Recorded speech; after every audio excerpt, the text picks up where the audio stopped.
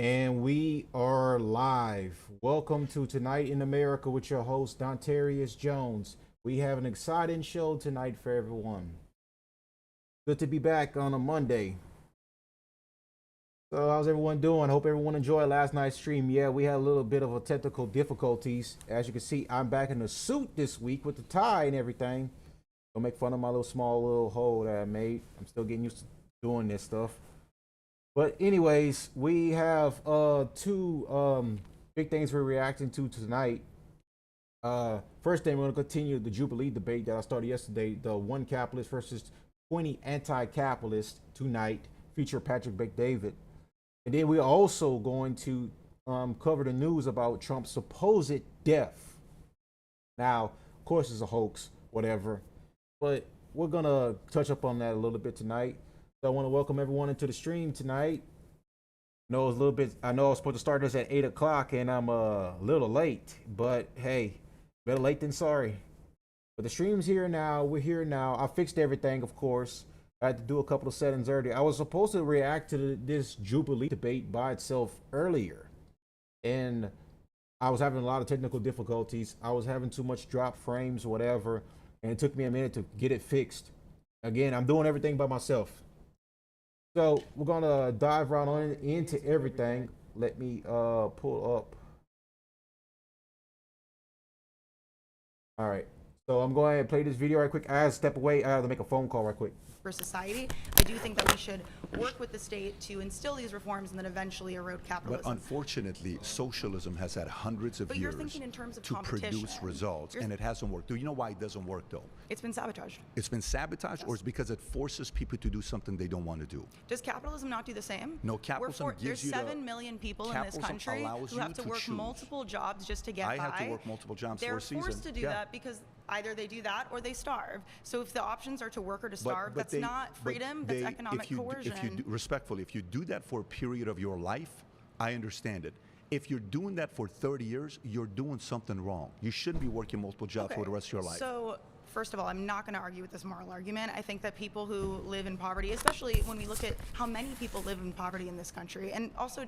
Sorry, usually I don't step away from a phone call at the beginning of the stream, but just family stuff. But anyways, let's continue on. Depends on how you define the poverty line, but there's 40 million Americans who live below the poverty line in this country. There's 3 guys in this country that... All right, there were 36.8 million people living in poverty in 2023. According to the Census Bureau, a study in 2017 found that the 3 richest Americans had more wealth than the bottom 50% of the country. The 3 richest Americans have become far wealthier since that time. Own 40% of the wealth. How does that work in a country that is You really want to go there? You want to go there? Okay, so let's talk about it. So when we talk about the rich people at the top, okay, and you say, well, the rich don't pay enough taxes. Do you know what the bottom 50% of taxpayers in America pay towards the revenue that the government gets in taxes? Do you know what the bottom 50% pays? Tell me. 2% How's the stream of sound, by the way? Want to make sure You know everything sounds good.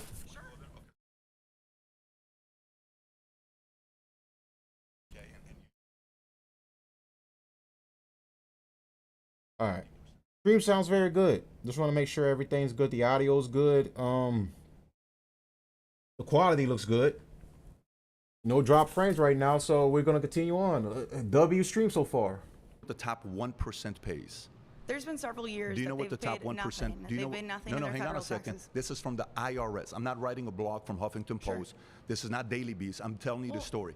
The top 1% pays 42% I'll say this: the of top all 1% tax is revenue. about to pay a lot less in taxes because of the provision They'll that just went actually into end up paying Trump's, even your more guys' revenue to the big government. beautiful bill. Yeah. Thank you so much. Thank you so much. Yeah, she was remind everyone from yesterday. That girl I was talking to, Patrick Bet-David, whatever she wants to call herself, or she's a woman, was a socialist. And as you know, these people don't believe in social hierarchy, classes, or whatever. They want equality from everyone. They want egalitarianism for all Americans. They want all Americans to make money. Which, hey, listen, I'm against big business in certain ways, but at the same time, people in capitalism are going to win, regardless. Regardless, if the strongest wins, the weak is going to fall, obviously speaking. So, hey, Listen, everyone can't be rich in capitalism. I'm sorry. Everyone's just not going to be successful. You're going to have failures in life. That's just what it is. That's just life. Some people are born dumb, some people are born smart. It's just a genetic trait. It's what it is. That was fast. Hi, I'm Anne. Anne, good to meet you. Nice to meet you. So I do want to address part of the claim about poverty. Doesn't matter all those necklaces. This girl believes in the crystal signs and the horoscope signs, I believe. She believes in those crystal balls and horoscopes and zodiac signs. I could just tell the type just by looking at them. You just look at these girls, you just already know exactly the type. This girl looked like she reads a bunch of zodiac signs, or what's that? What's that profession people read? Read crystal balls or read your fortune for a living. That's she's giving me that type of vibe. Poverty, but I also want to address what you brought up about like paying taxes. You said the top 1% pays a large amount of taxes. That is true. The problem is that the bottom 2 quintiles can't pay taxes because they quite literally have no wealth. Do you understand that? Like the bottom quintile of the United States doesn't have any wealth. In fact, they're in debt, so they have literally like negative wealth. Why do you think that is? I think that's for a lot of reasons. I think that's because workers have been exploited. I think that they Because they don't work hard. The fuck she talking about? haven't had the opportunity to gain social mobility. Why do you think that is? Because of exploitation. You think they're being exploited? Yes, Oh, of course. so people are being forced to work at companies. They don't have a choice. I didn't say that they were. So people well, are being. they are Yo, being forced. these The are other easy option is slam sovereign. dunks for Patrick What do you do David. for a living? I do work from home stuff. I don't Okay. want to Yo, this debate is just fairly easy for Patrick David. Like the original idea for yesterday's debate for this show should have been one anti-Iranian current regime versus 20 pro-Iranian current regime. That would have been a better debate than this because he's just slam dunking all these people. I remember I saw Tim Pool write this on X earlier. This debate should have been one pro-capitalist versus 20 retards. I agree with that assessment. This should have been one pro-capitalist against 20 retards. That's what they should have named this debate. So you chose to do that, right? That's your choice. Great. If somebody works at Starbucks as a barista, it's their choice. If somebody has a job that they're working, it's their choice. If somebody is not utilizing their time properly and accordingly, of course the market's Choice not going to how? pay you Do you more. think that, like, they brought up single mothers earlier. Do you think that single mothers are sitting around playing Fortnite 15 hours a day? Unfortunately, single mothers were manipulated on what happened. Is that a yes or no? Single mothers were manipulated Bruh. by. I hate this what single mother Lyndon argument. Johnson came out where they changed the benefits on giving single mothers the incentive to have kids on all the welfare program. That changed our system in a major way. The feminist movement got single mothers to believe they don't need men and they're going to do it. Give love to the people at Rumble too. Whoever's watching me on Rumble, make sure you smash the like button and then you open up another tab. And then I want you to go to YouTube and also give a like over there. Leave a comment, whatever. Let me know what I can improve on, whatever. And yeah, also news. I got a Patreon, so I'm gonna start dropping that in the link below with all my other links, my link tree. You got all the links to my socials, whatever. And then my Patreon will also be down there too as well. So if you guys want to go ahead and support the mission, it'd be much appreciated if you support me on Patreon or whatever. We're gonna have some exclusive stuff that we're gonna be covering over there too. We might watch some band documentaries on Patreon. So look forward to that. Everything by themselves and they don't need a man to help them out. This division that's happened between us caused many people to be in the situation that they're most at. households are 50-50. They're closer to 50-50 not today. So that has nothing to do with feminism. not Feminism necessarily. didn't just like convince women because they're too stupid to think Feminism for was Yes, it one of themselves. did. the worst things that happened in America because Yes. it came in against women. Yes. Do you think that women are so stupid that they've No, been I don't. brainwashed? Okay, so you don't think Yes, they are stupid. They are stupid. What are we talking about? They are stupid. They fell for this fucking feminist trap. As a matter of fact, bro, if we did have women in lines of power, we wouldn't be dealing with a lot of the issues that we're dealing with in America right now. Bro, if it would just stay a patriarchal system with men fully running everything and women just being in the household, we would not have the problems we have in America right now, currently speaking. People can't even tell me right now that America wouldn't be better if there was no 19th Amendment. that they've just fallen to this feminist propaganda? You don't think they're idiots? No, I don't. They think are that, idiots. But I do think people can be But manipulated they're and not brainwashed. stupid enough to do that because the They- majority they of us are. splitting There are so nearly many towards people that bought 50-50. into a philosophy that stole decades away from their lives, decades away Yes. from their lives, because Yes. they What bought into an idea that didn't produce the results. Yes. What are you talking about? I'm talking about capitalism okay, is the well, best economical system Yes. Okay, that wait. provides the best results for people. Yes. But we can't just jump back and forth between claim to claim to claim. So the claim about feminism brainwashing people into being single mothers, how No, does no, that I work? didn't say. I said feminists originally brainwashed women to believe men are the enemy. Yes. That led to where we are today. That Last has week led them to report being came single in. mothers? Yes. Yes, in many cases because they don't need men. Do you have evidence for that? You 100%. really think a single mother wants to be a single mother? Absolutely, we You have think- evidence. Bruh, you could just look at the world right now we live in. You could just look at these. These single mothers literally talk so much shit about their baby. Look, don't get me wrong. Some of these guys aren't shit. Whatever. I'll grant that. But the problem is, a lot of these women go out here and have this fruitless, meaningless sex a lot of times, and then they end up having children with a lot of these guys that are not great for, I don't know, having children with, not great for having a future with, and this is what a lot of these women do. You cannot sit here and tell me that feminism is fucking great. You cannot sit here and tell me that that's actually not evidence in itself. Hell, our divorce rate right now is because of this. Look at this epidemic right now. The marriage rate is plummeting right now. Guys are killing themselves at alarming rate. Well, self-deleting themselves. I'm on YouTube. Self-deleting themselves. Men are literally being trashed today. It's hard being a man in today's world to try to get a woman to procreate and have a family with, because they're so indoctrinated to go out here and have a hot girl summer, which turns into a hot girl forever life because of feminism. That's evidence in itself. Besides all the other among stats and studies that were done already. Like, what is this chick talking about? You think the single mother making minimum wage down the road, like working for some grocery store, having to She should be married and not even working. Not even at all. take care of all of her children is just like, I just don't need a man. I just want to be independent. What percentage? I'll live in abject poverty to be independent. Yeah, and what can women do by themselves without a man? That's a very good question. What can women do without man existence? Our existence itself is because we come into this world, we created this, the infrastructure, everything about this world was created by men. Without us, this world would have collapsed a long time ago. You can't even name me an invention a woman did. Yeah, you could probably give me a few inventions that don't really matter in the long run of America. That if these inventions were, the person that created these inventions were gone, say tomorrow, and the invention disappeared with it, would it really hurt us? No, it would not. Everything that these women enjoy in life is because of men. All these finer things like the cell phones, driving around in cars, going to these bars and buildings who were built by men who busted their asses off in hot sun, slaved away to make sure all these things that women enjoy in life, came about was because of our hard work and us busting ourselves off to make it come to fruition. This all because of men. Everything everything they enjoy in life is because of us. It's because of our hard work and dedication, our blood, sweat, tears, and literally dying and croaking over in death. Hell, and what we get, these ungrateful women today that literally spit on us and tell us, oh, well, I just want to be independent. I don't think I should listen to a man at all. I don't think men should be just leaders by themselves.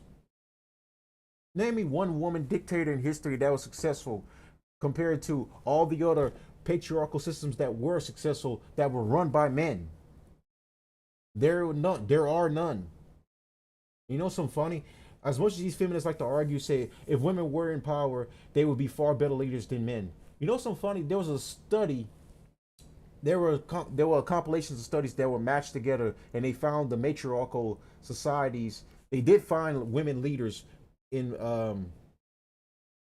they found women leaders, and then they compared them to male leaders, and they also found out that women dictators, authoritarians, tend to start wars at a higher degree than the men. So that goes to show you that there's a whole lingo that these feminists always like to say, that men start wars faster than than women would. Well, hey, look, there were women dictators in history, and guess what? They started wars faster than the men. And you can't make this shit up. You cannot make this stuff up. Even in history, it's proven that we were better as rulers. We're better providers. We're just better at everything than them. The only thing they're good at is making sandwiches. And hell, I hate to say it, even there's better chefs than women. The matter of fact, hold on. The top chefs in America are men, or in the world, men. So what are women good for? Procreating. That's it. Percentage of the U.S. revenue that we get in, you think we use for entitlement programs? What percentage? I don't remember the exact. What do you think the number is? So we bring in $4.9 trillion. But it's far less than what we do in private spending. We bring $4.9 trillion in. Okay, the U.S. revenue comes in. What percentage do you think goes to entitlement programs? I don't know. And also another point. I don't mean to keep pausing, but you look at guys like Trump. The reason why so many feminist women hate the guy so much is because they hate the idea of a powerful man, a well-dressed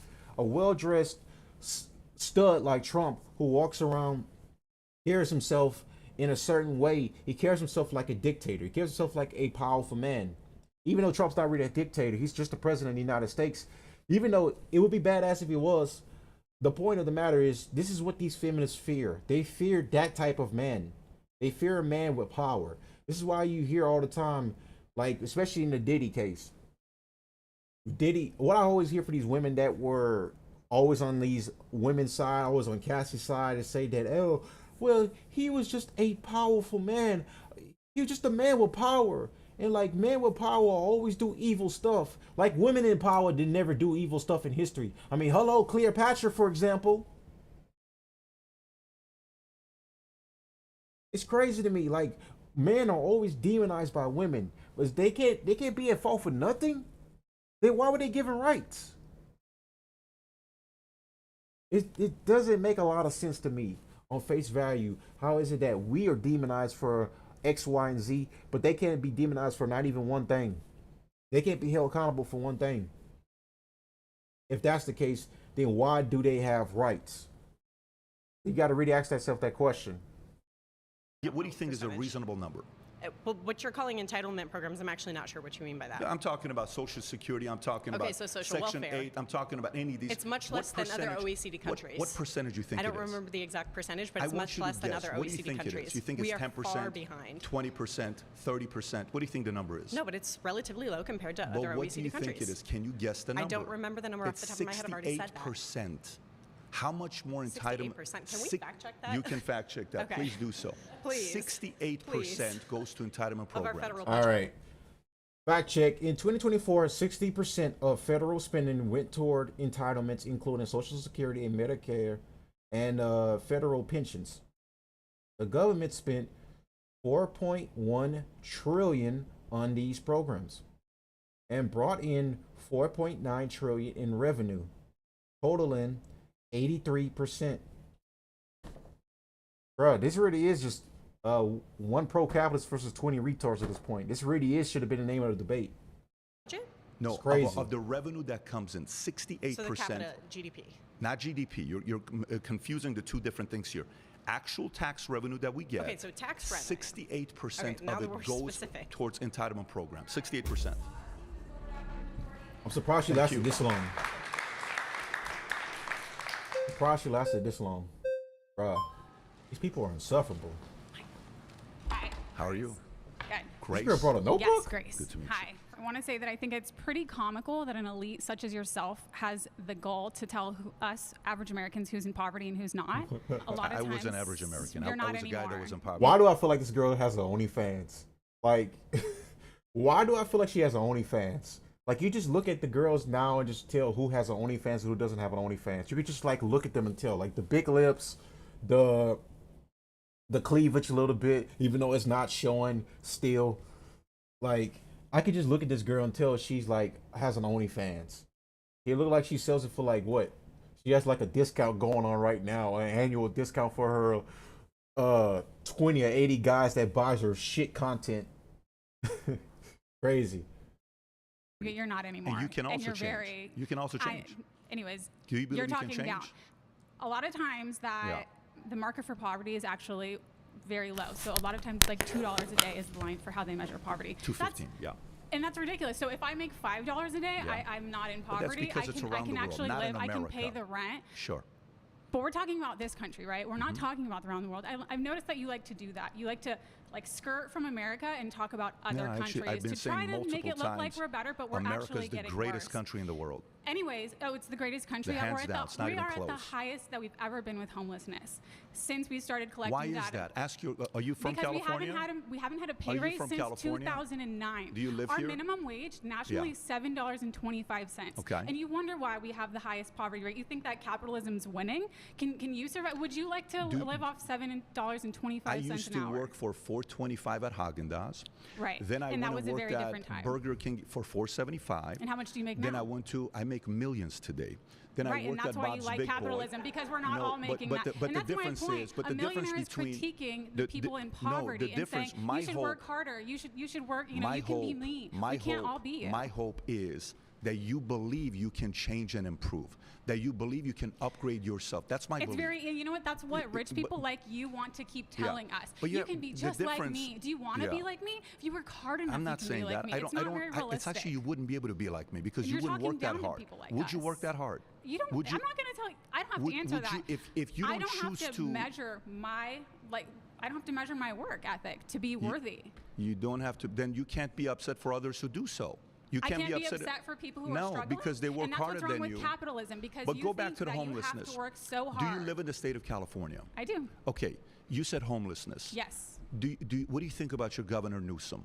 What do you think about him? I don't like him. I'm a progressive. He doesn't do enough for the people. Do you know when he was he takes corporate money. fantastic? He takes money from people like when you. he was, he's not I've for the never people. given him money. But do you know when he first became that's a not a governor? surprise, but a I lot of would people never like give you him have. money. But when he Who have you became a given governor money? first, when he became a governor first, from then till today, he's raised the amount of homelessness in this state by 36,000 people. Okay, you know, I don't he like was the guy, given but he's not at fault for 24 homelessness. billion People like you people. are. Billionaires like Tax you So I are. can step away for a the minute. problem. 24 billion Anyways, taxpayers. let's let me go back and see what this OnlyFans looking chick's argument is. If you I don't don't have choose to to, people like would us. you? Enough I'm not if you want to that you buy can't whole all people in big bowl, capital- 75 and how much 5 at Haagen-Dazs. wonder why isn't enough to collect Why this country that and make it multiple look like times? we're you like to like skirt from America and talk about other actually, countries. in I can pay America. the ridiculous. So a lot of times more. You can and also you're change. Chick's kind of ugly as shit. I'm not gonna lie. who's not going to lead. Okay. Grace. Yes. All right. Grace. Good to meet you. Hi. I want So to we're say gonna that start I think over it's again. pretty comical that an Sorry elite about such as that, but, yourself has phone the goal call. to tell us average Americans Mom's who's in poverty calling. and who's not. A lot of I times, was an average American. You're I not was a anymore. guy that was in poverty. You're not anymore. And you can also you're change. Very, You can also change. Anyways, Do you believe you're you can talking change? down. A lot of times that the market for poverty is actually very low. So a lot of times, like $2 a day is the line for how they measure poverty. $2.15. Yeah. And that's ridiculous. So if I make $5 a day, Yeah. I'm not in But that's poverty. because it's around I can the world, actually not live. in I can pay America. the rent. Sure. But we're talking about this country, right? We're not Mm-hmm. talking about around the world. I've noticed that you like to do that. You like to like skirt from America and talk about other Yeah, actually, countries I've been to try saying to make it multiple look like times, we're better, but we're America's actually the getting greatest worse. country in the Yes, world. it is. Anyways, it's the greatest country. The We're hands at down, the, it's not we even are at the close. highest that we've ever been with homelessness since we started collecting Why data. is that? Ask your. Are Yeah, you from right. We haven't had a Are pay you raise from since California? 2009. Federal Our minimum wage is 7.25 an hour. 30 states have a higher minimum wage. The U.S. has the highest poverty rate among the world's 26 most developed nations. According to the Organization for Economic Cooperation and Development. Okay. Interesting. wage nationally is $7.25. Okay. And you It wonder is. why we have the highest poverty rate. You think that capitalism's winning? Can you survive? Would you like Losers to in live life, off you're gonna look. $7.25 an You're hour? gonna have losers in life, and then you're gonna have winners. You just can't win a life. I said this earlier. Like there are gonna be losers in capitalism. There's gonna be winners in capitalism. Everyone can't win, bro. Everyone's not gonna be rich. There're gonna be people that die poor. There're gonna be people that die rich. It is what it is. Work for $4.25 at Haagen-Dazs. Right. Then I And that went was a and very worked different time. at Burger King for $4.75. And how much do you make Then now? I make millions today. Yes. Then Right, I and worked that's at why Bob's you like Big Boy. capitalism, because we're not No, all making that. But And the that's my difference point. is, but a the difference millionaire is between critiquing the- people the- in Bruh, poverty I hate and these saying, types you with the should work jails. harder. You should work. You know, you can be me. We can't all be you. My hope is that you believe you can change and improve, that you believe you can upgrade yourself. That's my It's belief. very, you know what? That's what rich people like you want to keep telling us. But you yeah, can be the just like difference- me. Do you want to yeah. be like me? If you work hard enough, I'm not you can saying be like that. me. I It's don't. not very realistic. It's actually you wouldn't be able to be like me because you You're wouldn't looking work that down on hard. people like Would you us. work that hard? Bruh. Would you? I'm not going to tell you. She's I not- don't answer that. If you I don't don't have choose to Pat, she's a woman. She's not gonna work hard at all. measure my, like, I don't have to measure Her my. luck is she finds a rich guy that probably like give her like a serious relationship and God forbid a marriage, and she could probably divorce the guy and take half his money. That's how she comes. That's how she comes into millions of dollars. Do divorce. That's how most of these women are. They don't work hard at all, bro. They rather be taken care of than actually working and putting in the work. My work ethic to be worthy. You don't have to. Then you can't be upset for others who do so. You I can't can't be upset. for people who No, are struggling. because they work and that's harder what's wrong than with you. capitalism, because But you go back think to the that homelessness. You have to work so Do hard. you live in the state of California? I do. Okay, you said homelessness. Yes. What do you think about your Governor Newsom? What do you think about him? I don't like him. I'm a Okay. progressive. He doesn't do enough for the people. Do you know when he, he takes, was he takes corporate money. He takes money fantastic? from people like When you. he Yeah, I'm not gonna lie. I like Galvin Newsom a little bit. I said it. Cause he's getting these woke tards so mad right now. I like Galvin. Galvin Newsom is awesome to me because he's getting these woke tards so like up in arms right now because he's not doing enough for us, not doing enough for us. But I'm just like, hey, listen. Seeing them freak out in this debate is actually more funny than anything he could do for them. was, he's not I've for the never given people. him money. But do you know when he first Oh, became that's a not a governor, surprise, but a I lot of would people never like give you him have. money. But when he Who have you became a given governor money? first, from then till today, he's raised the amount of homelessness in this state by 36,000 people. Okay, you know, I don't He like the was guy. When Galvin Newsom took office in 2019, there were 151,278 people experiencing homelessness in California. In 2024, there were 187,084, a record high. But given he's not at fault for 24 homelessness. billion People like you are. Billionaires like you are. Taxpayers How you gave blame- 24 billion How you blame guys that just I make don't like money? that guy. $4 billion. It's, and he that, didn't do it's their nothing fault with for it. people Vote him being out. poor. That's You crazy. vote Just him out. like You you. have him. It's not that. That's what I'm it's, saying. I'm but not no, I here would to tell defend you. Newsom. You can But go. you're not much different than him. That's all I'm Wow. saying. You're in the Wow. same You class blame where you you're- blame Patrick You're McDavid for sitting someone here being homeless is blaming crazy. A person who's changed their lives for the better, and it's their fault. My dad was. This is not the United my States dad, of Patrick Bet do, David. do you know this where? is the United States of America. I know. Bro, and I'm this so bitch is grateful to be insufferable, here. bro. I'm And you so say grateful that, to but be are This you bitch is willing to pay more insufferable. taxes I so am that so other people don't grateful to suffer? be here. Are This you willing bitch to is pay more insufferable. taxes I am so other so people don't grateful to suffer? be here. See, you're starting the question. You're not willing. My dad Bruh. was a cashier in Inglewood at a 99-cent store. That's we great. had nothing. No, I don't tell you that's great. We had nothing. I know I'm where the this is guy that going. had I'm the guy that had a. Man. propaganda that you But guys, what so you you can don't, be like but me. what you don't want to hear is Under that because it's the capitalism, truth. we Can I ask you a cannot all be question? like you. When's Oh the my last time God. you read a business book? Bro, this bitch When's the is last time you insufferable. read a self-help book? I don't need to answer that. When's the last time you read a I self-help? wrote a self-help book. Tell me I'm a about- writer. I'm a creative. Tell me what and I self-help also- book you Bruh, read. and she's complaining about being like, if you're writing, then why don't you write something successful? Write a successful children's book or something. That just seems to be everyone's grift to make money. What is this chick talking about, bro? This chick is insufferable, man. My God. What the fuck, man? Give I me don't one. need to. Give me one you read. Are you willing to take one recommendation?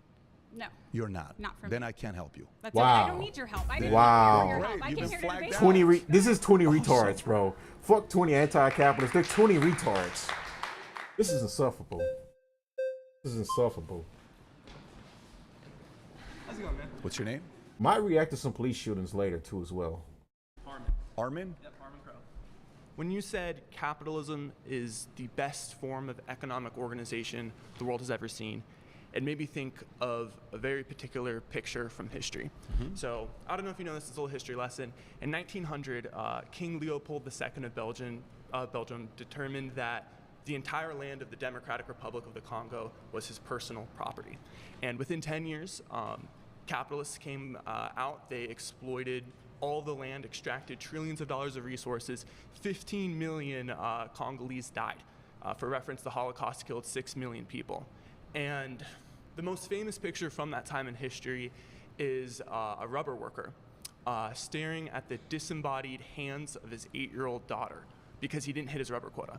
I'm willing to bet that man worked harder to hit that rubber quota than anything you've ever worked for in your entire life. And I think when you say this is the best system that's ever been created, to me, that's the result. That's what happens when there's no rules. It's devastating when you hear stories like that. I don't disagree with you. They had it hard. They worked very hard, and they had risk on the line. Many times it was their lives that was on the line.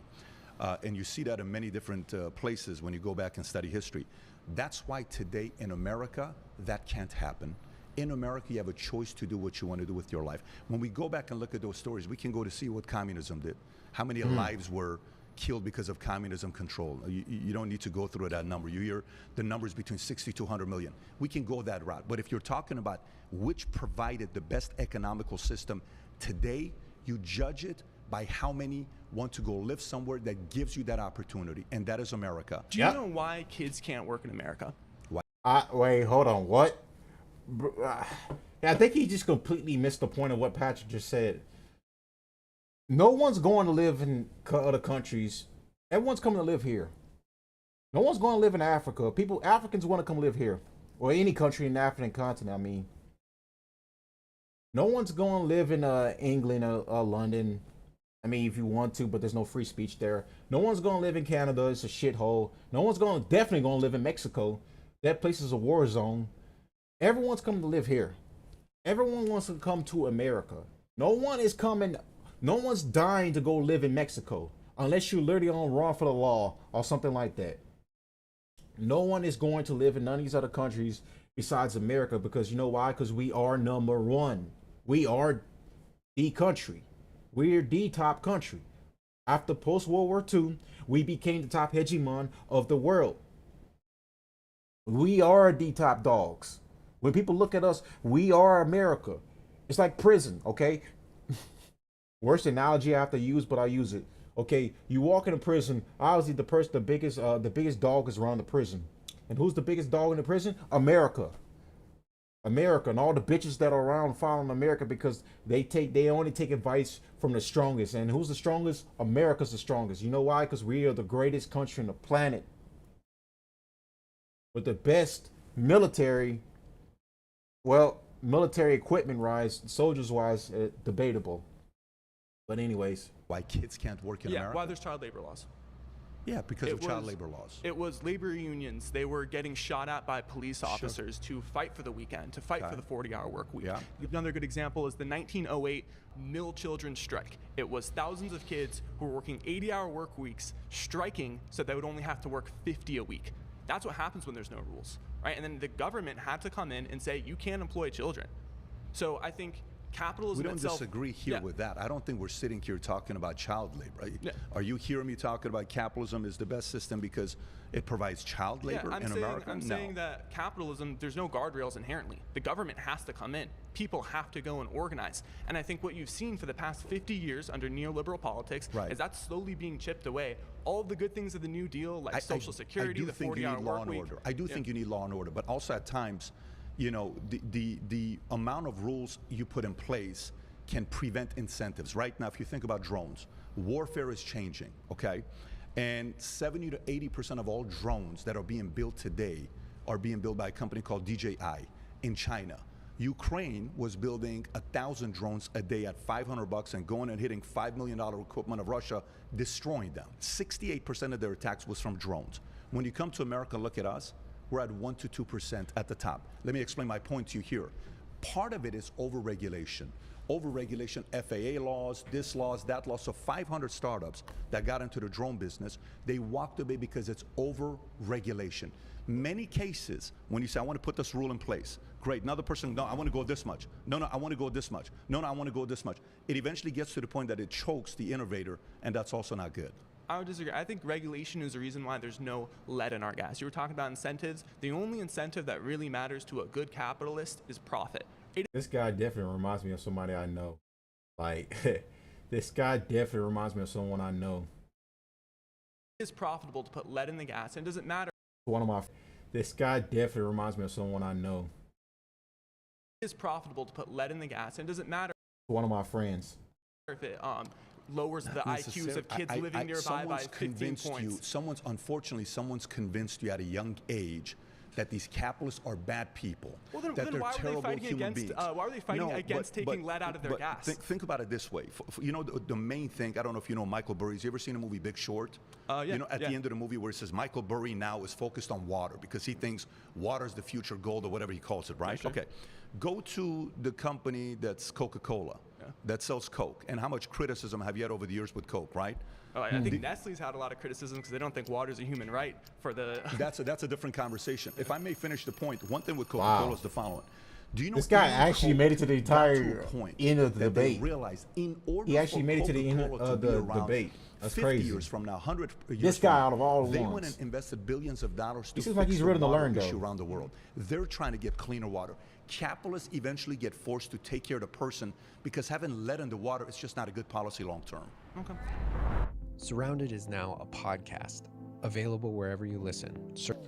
My next claim is if all the money in the world were divided equally, it would return to the same pockets within 5 years. Interesting. Yeah, I agree. What's What? your name? Caleb. Caleb?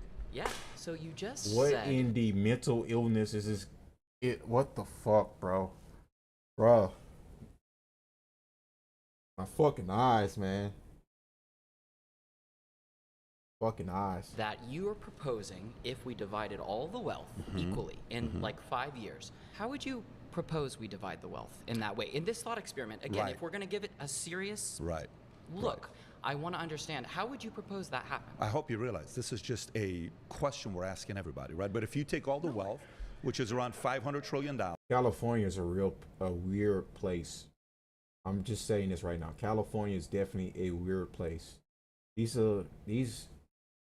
okay, give or take, What you the divide hell? it by 8 billion people, Okay. it would be around $62,500 according to each. UBS, global personal wealth hit 471 trillion dollars in 2024. According to the World Bank, the population is 8.14 billion. That comes out to about 58,150 per person. Interesting. Within 5 years, the people that don't know how to handle money themselves, they would lose it all. And within 5 years, the same wealthy would get the same amount of money. As someone who certainly doesn't make that much money, I'm willing to take that as a gamble just for fun. Right, I'll be sure. honest, but Yeah. at the same time, like, Boy, okay, boy so you're alert. just now claiming that people who don't have wealth don't know how to manage it. And that's fair because a lot of them have never had it before. So what do we do to basically ensure that people like myself who are currently, thank you to the United States, thank you to the state of California for giving Bruh. me medical insurance to swear. get blood work, for giving me food stamps so I can have food. I've applied to, I don't know how many Man. hundreds of jobs. I can show you the receipts. I Man. can show you the email confirmations. Like, I am trying my best to use my values with the freedom that we have So if here. I give you a job, you would work 40 hours a week? If the job is in alignment with something that's noble and good, I think I could. The issue is, and again, you may say that this is a personal weakness, but like right now, substitute teaching, tutoring, trying to help in that way is making it so that I'm able to scratch by. Yeah. But without the supplemental income and the help from the society of people who make more money, I'm going to not have enough if I food. May, I want to address something which you made a point that I agree with. On why don't some people create wealth? In my family, when I was growing up, and I was telling this young lady over here, when my dad was a cashier at a 99 Are they cent listening store, or they just we want to never wait owned to an go insurance ahead policy out there before. and My just parents, like we've debate? never owned a house I before. want to do I've any of these never people lived in an actually apartment like with a listen swimming pool before. and like We've take never in had some a lessons. 401k, stock mutual fund, none of that stuff. I'm curious I to had know no that. clue how money worked. So for me, when I got out of the Army with a 1.8 GPA, out of high school, I went straight to the Army because I didn't know how money works. If you look at our system today, in high school, we learn about a lot of different things. They don't teach us about taxes, finances, mutual funds, stocks, bonds. Colleges don't even teach a lot of that right now. So Do you work come in out. a high school? Did I work at a high school? Do you have experience like me, someone who's essentially on those front lines working in? I've worked with teachers. Worked at a high school. Have you have many high school teachers and the directors of psychology to talk to the youth? Yes, So I have. right now, I'm in a position where I have options, like you said. I do have some options, but they seem to be somewhat destructive and exploitative of me, of my peers. So I'm trying to I think you're too discriminate. selective for jobs right now. You don't have the ability to be selective Yeah, at be- this stage. Well, but the thing you is, really I do wanna make because I'm some- instilled with a freedom that is maybe God Bruh. universe given, and I don't actually have Yeah. to. You see, like one of those fucking hippies, bro. One of those fucking hippies, man. I'm telling you, this guy's a hippie. But the problem with a lot of these guys is, yeah, at a certain stage, you can't really be too picky with a job. You just have to accept what you can get right now and work your money and earn your money and work your way up. That's how it is. You're not gonna get what you want at the bottom stage. I think you're in a position to negotiate any higher degree. Like, the only way you're gonna be in the position where you want to be at is you have to start small and then work your way up to get to where you want to get to. It's basically common sense. Patrick B. Davis speaking geometry. These people only understand algebra. That's the best analogy I can give to basically these people's lack of understanding. It's not that hard. Like, bro, he's in a room full of idiots. Because of the system, like you said, I don't have to play along with some corrupt game. So I gave up I think California a is career. perfect for someone like you. California agrees, but you mentioned earlier in a previous discussion that we have free speech and we can say what we want. Right. But the thing is, have you been punched on the train? Bro, I actually know why he said that too. I actually was thinking that too. California is right for these fucking freaks. California is just so rich in aesthetics, you know, like historical, you know, monuments. But these freaks just populate California to the highest degree. How you look Bruh. and how you share your ideas? Do I look like an American to you? Do you see this nose? No, I'm just asking. I'm Middle Eastern. You know what's happened to this guy? You know what's happened to me when I was discriminated all over the place? So do you really feel like that's free speech No, if you're being but I don't mind punished it. by people who have prejudice against I don't you? mind it because I understand there is risk that you may be disrespected. They're like here, I've been disrespected here many times. I've been offended here many times. A lot of you are coming here finding a way to attack me and tell different stories. I'm okay with that. I don't want to attack you. You're being very respectful. I'm not talking about you. But what I'm saying to you is, when you say, have you ever been punched in the face on a bus? You don't want to hear about what things has happened to me because of the way I look. Because I feel but like I don't want to use that. You've been through a lot of trauma in your life, but and now you're kind of clinging to things I'm that... not. What I don't want to think do that. you are. I have my son is sitting right here, my 13-year-old son, I have 4 kids. I bring them everywhere. I want them to see that it's okay. People going to disagree with you. You have to be comfortable with this. all the time. You are with 13-year-olds all the time? No. I can't believe he just said that on camera. I'm with 13-year-olds all the time. No, let me try doing it in his voice. I'm with 13-year-olds all the time.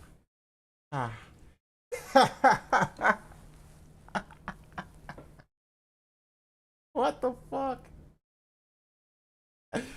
Oh my god, I can't believe he actually said that. That's crazy. This guy says I'm with 13-year-olds all the time. Buddy, you're not beating the allegations, man. I'm not letting you near my son. I'm not letting you near any fucking children, bro. You shouldn't even be allowed near a school.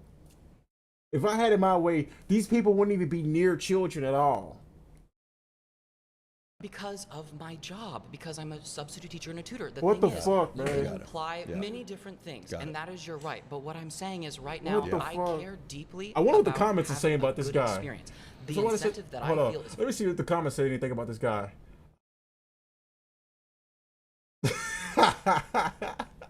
Someone said, I have an idea. Jubilee producer versus 20 anti-Jubilee watchers. Hey, that's 12K likes. You know what? Alex Jones versus 20 Bohemian girlfriend. I don't know why I find that so funny. Yeah. I don't know why I find that so funny. Bruh, James, you fucked up. Oh, I don't see anyone making a comment. The ponytail dude getting hired or fired to say rev. Ah, man, it's so funny. Get back into peace it. and prosperity. I respect it. And again, I'm using my freedom now, but the issue is respect you're it. saying we have all these options, but whenever I tour You the do, globe, but I you- see franchises that have monopolized pretty much everywhere. Sure. So when you talk about options, it's Bruh. really there's these This select guy, few I would people definitely not let who him near have children at this all. infrastructure that's He's really definitely not supposed to benefiting be near them more than children. others, and without some sort of conscious spiritual moral awakening, what can we do except for beg and appeal and Well, no, amass? you My can't God, be too man. selective. Yes. Well, but beginning, again, when I worked I at don't Hot like Bruh. that Dogs, I word couldn't can't. This guy's dressed because like a you're woman. saying I can't whenever I can. It's a This choice. guy's dressed like a woman. Thank you so much. nice. Appreciate Why you didn't for he wear a being respectful. suit, man? At least, like, my God, bro, these people. I'm glad y'all tripped over each other because I did too. How's it going? James. What's your name? James. So, one of the things that you have stated is that we have options. Okay? So, just to give you a little bit of my background, I come from a divorced family, and we lived below the poverty level from the time that I was born until now, frankly. So, I'm one of those people that you're talking about that isn't pulling themselves up by their bootstraps enough. Which, like, I didn't have boots to begin with, and, like, I don't know if you've ever had boots, but, like, legs are load-bearing relate. structures, I relate. and, like, you can't really pull up a boot when you're wearing it, you know? So, where exactly am I failing when I am working 80 hours a week? I am taking the only jobs that will hire me. I have put in 477 applications over the last 2.5 years. Not even gotten a call back once. Why do you think?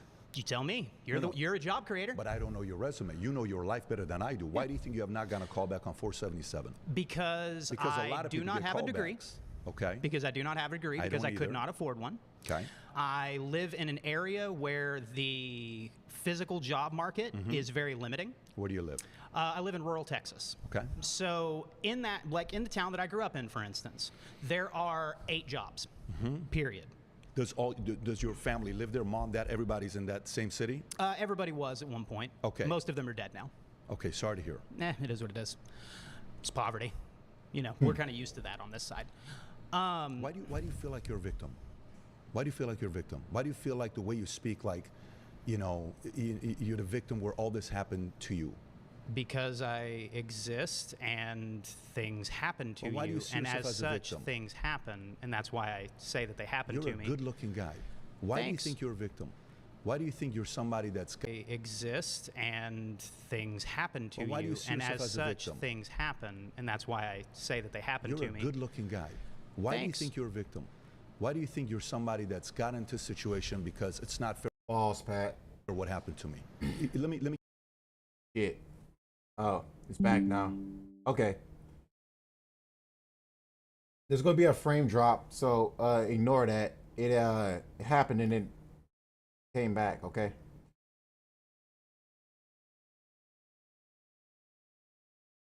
All right, back in. Lauderdale? Ooh, man, that's Florida. Sure, why not? Would you move to Fort Lauderdale? Sure, why not? How about you and I document this? After this, you come, I do an interview with you, and I give you a job. And let's see what you do 90 days later. Okay, and I'll look up your company and all that kind of stuff, and I'll see it. But you like, see what just happened regardless, right there? But Mike, watch what you just did. sure. You just said you applied to 477 companies who's not gone back. 77 companies who's not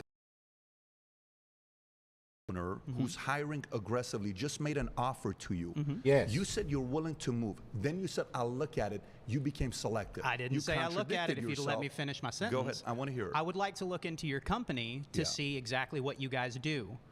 You would like to... Because I don't know what you guys do. Okay. So as far as I'm concerned, I may be wasting my time going. If you guys are a finance company, if you guys are a bank or something like that, I don't have the certifications, I don't have the degrees. So even interviewing me would be a what moot if I point. gave you a job, period, to work 80 hours a week? Would you take it? Yeah. And I paid you a reasonable wage. Are we talking a livable wage or a reasonable wage? What do and you make whose right version now? of reasonable are we What do you talking make about? right Your now? version of reasonable or my version of But you reasonable? see, so now, for me, what I'm noticing from you is... I need specifics? No, not necessarily. No, most of the people I hire need specifics. The difference is I'm trying to hire them. In this instance, you're trying to get a job and you're being selective. It's going to work against you. I mean, I'm not trying to get a job. Originally, I was trying to ask you where the moral My offer's off the table Okay, that's because fine. you're going to Damn, this guy got fired in the same time he got offered a job. Is crazy. Like the comment section in the comments said that too. How this guy in the same breath got offered a job and then got fired at the same time? Like, bro. Like, you cannot make these 20 retards happy at all, man. These people are literally just retards, man. Okay, sure. But my question was, where is my moral failing?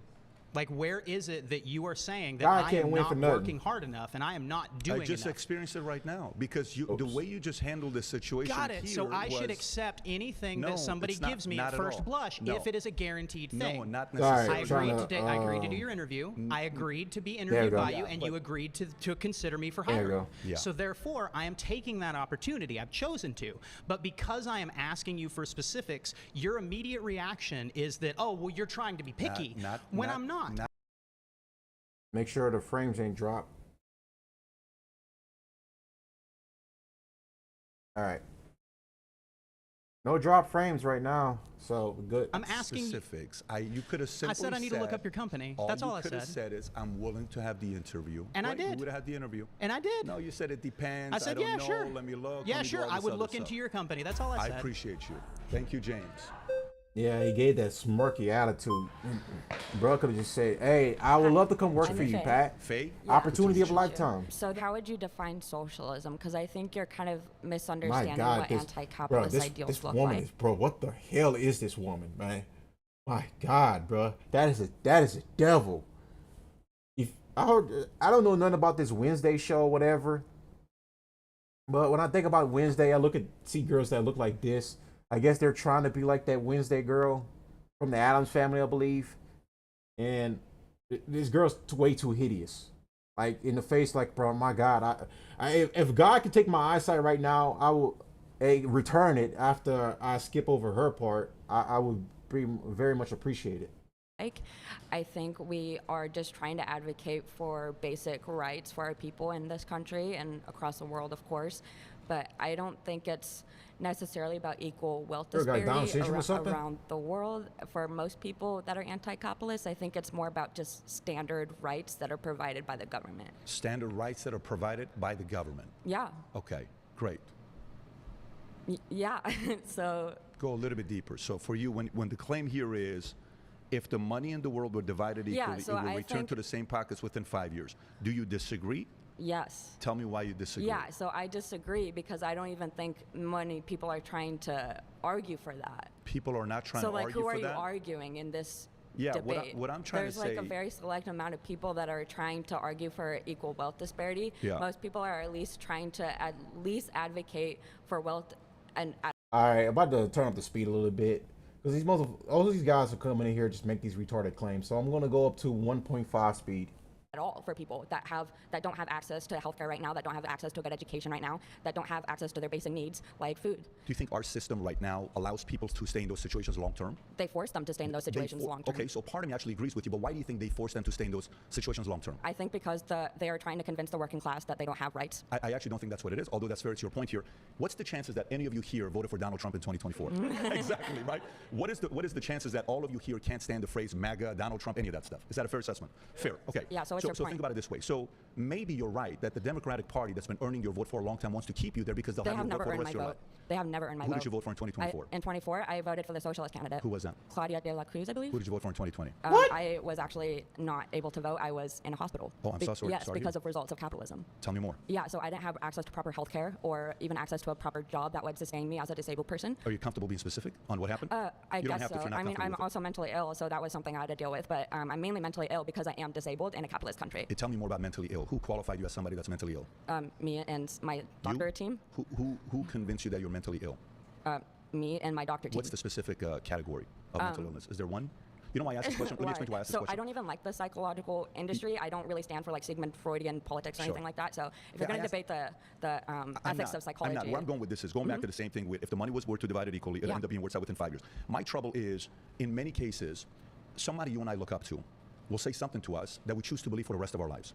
Unfortunately, it could be something where you have ADHD, you're mentally ill, you're poor, you're this, you're that, and we get to choose to buy into that or not. And if you do... So you're saying I'm not mentally ill or I'm not saying disabled? you are or you're not. I would challenge you to go a little bit deeper to see if there's anything you can do. So you're asking me this about chick's my kind of health. ugly, You're bro. I'm asking not me gonna about lie. my She's disability. not that I good would say looking in we the are face. in a market where, stay with me here, there is a market where there's profit to convince you to you have issues to take the medication because they're making money. Yeah, but I and don't I'm have not access to the supportive of that. medication. I don't have access to even a result or a solution to my disability as someone with a connective tissue disorder. It's genetic. Have you been able to go to different doctors and get yourself tested? And Yeah. See? You have? Yes. And in California? Yes, but not And enough. who I paid can't for it? find a specialist. You can't find I can't find a specialist Is for there who I anyone in your am. life that's I willing can't to pay find for a anyone. specialist?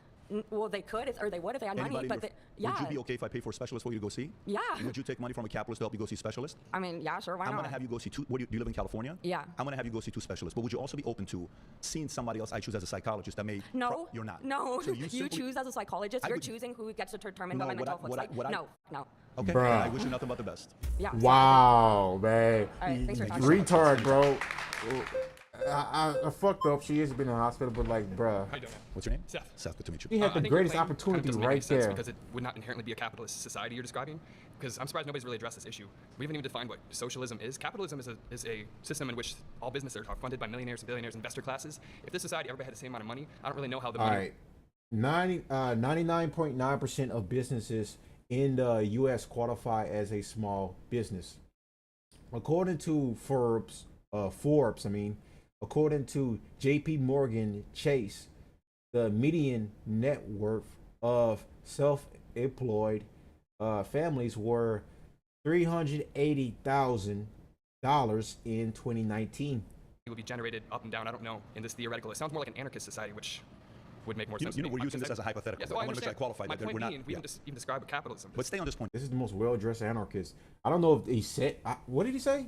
Because would make more you sense. know, to me. we're using Because this as a hypothetical. Yeah, up and down. I don't know. In this theoretical, it sounds more like an anarchist society, which would make more You sense. know, to me. we're using Because this as a hypothetical. Yeah, so I want to make sure I qualify my that point we're not. being, we haven't even described what Make more sense in what? capitalism But is. stay on this point here because you came here. Let me go back to this one. If all the money in the world divided equally, it would return to the same pockets within 5 years. Do you agree or disagree? Well, I disagree. Tell me why you because disagree. I believe in a system more akin to that kind of system. I think that a system with people with more wealth and But do equality. you know why the wealth would go back to the same people and the same people I at know the why bottom it would be poor? wouldn't. Why do you think it would? Well, it wouldn't go back to the same thing or places because I don't think that we have an inherent equal starting point in the beginning. But At this the is a beginning. starting point. What No, I'm I saying to you is understand. if we That's why I'm right now saying did a why it case wouldn't go to study- the same places because we've never even tested some sort of free market. We've never seen any sort of system akin to that. A genuine free market, not one that's distorted by capitalists, by business owners. Capitalists generally protect their own class. That's why people rise to the top. Yes, I don't know about that. I actually think it's a absolutely. very They protect competitive their own- place to be. No, there's not at all. People start at the very bottom. They have no shot to even. Do you know why I make the claim of if all the money in the world were divided equally, would return to the same pockets within 5 I'm years? assuming that you think that because people work harder or something like that. But It's- I would it's- argue the people it's- that work the hardest are the people that make the least amount of money. The people that work the least, live on their yachts, are the ones that are owning all these companies, never been inside the businesses that they own. I don't know if I agree with that. I was just Not in Arkansas everybody, 3 days but ago. the richest I was people? just in Arkansas a week ago, and I went to a city called Hot Springs, Arkansas. It was two friends from high school started a Windows company, 250 employees. Yeah. The city loves them. They work their tails I'm not off. really They referring to small But businesses. I'm talking Sure. about, but many big businesses started small. Walmart wasn't sure. big day one. Walmart was small when it first got started. Why are they still a monopoly? Because they exist. They're off of- not a monopoly. Okay, Amazon not is taking a monopoly. big share They away own from them. oligopoly, whatever. They own a large market Do you share because think- their ability to use their money Do you to know how lobby many it. jobs they've created around the world? Walmart has. I'm not even referring It's to 3 million Walmart. jobs the worldwide. The point being is capitalists distort the market so it's unfree. How could it be a free market Okay, if so- everybody in the market inherently wants to make it unfree because they want So to rise to the I'm top? watching if you. everybody has the incentive to maintain a free market, then that's something that. So let me go back. The reason why I said if all the money in the world were divided equally, it would return to the same pockets within 5 years. To me, it's because of market value, what value you bring to the place, your contacts, your relationship, how hard you're working, all of those combined. Habits that you have in for place, sure. habits that you have in place, and also habits at the bottom. The habits at the bottom are not long-term thinking, it's short-term. When I didn't have any money and I was broke $49,000, if I had $500 to my name, we're driving on the freeway to go to Vegas to party for the weekend and come back. If I had a penny to my name, I'm having a blast. Until 25 years old, I changed my habits financially. Then things changed. But this point here that we're talking about with the some wealth, people are so far off from that point. They're so far in debt that small decisions would not alter. it's not true. Yes, absolutely. It's not true. You're just privileged and you lived in a certain You think I'm example. privileged? Well, I'm yes, privileged. You're privileged My to become a dad millionaire worked- because of Oh your hard work. man, That's God, amazing. bro, I ran out of swear, man. Oh God, these people are so insufferable, bro. Like, take the advice that he's giving you. He's technically giving you advice at the same time that he's also stating facts. Bro, these fucking people, bro, I swear to God. money and went back to Iran. You're talking to a guy that would have done 20 years in the army. If one guy doesn't call me, if one guy would have called me, the government funding you. I understand that, and I joined the army because I had given up on life. Social programs. No, Absolutely. I was not confident on what I could do, but I changed. So can you? Look at the way you're speaking to me. You can do you know change, you can work hard, but do you know somebody like you? Do you know somebody like you that speaks this eloquently? If somebody gets a hold of you in real estate, insurance, finance, you can learn how to sell, and you can make some real good money. Somebody like you that not everybody's born with those abilities. You have to be brother. Somebody who's white, tall, 6'4", whatever. I'm Middle Eastern. I'm from Iran. Do you realize a lot of stuff that goes against me? Okay, but many people have no choice. But that's an excuse language to be making. That's not a language. If you never have the opportunity to compete because you're pre-designed. I appreciate you being respectful. Truly, you need to know that. So and I'll be respectful to everybody. Absolutely. But I appreciate you for being respectful. Right now, everybody that's here, me changing your mind, it's not a very high likelihood. Okay, the audience that's watching, 40% of them are going to agree with what you say, what you say, what you say. 20 retards really is the right assessment of all these people. Pretty much, fuck 20 anti-capitalists. They're just retards.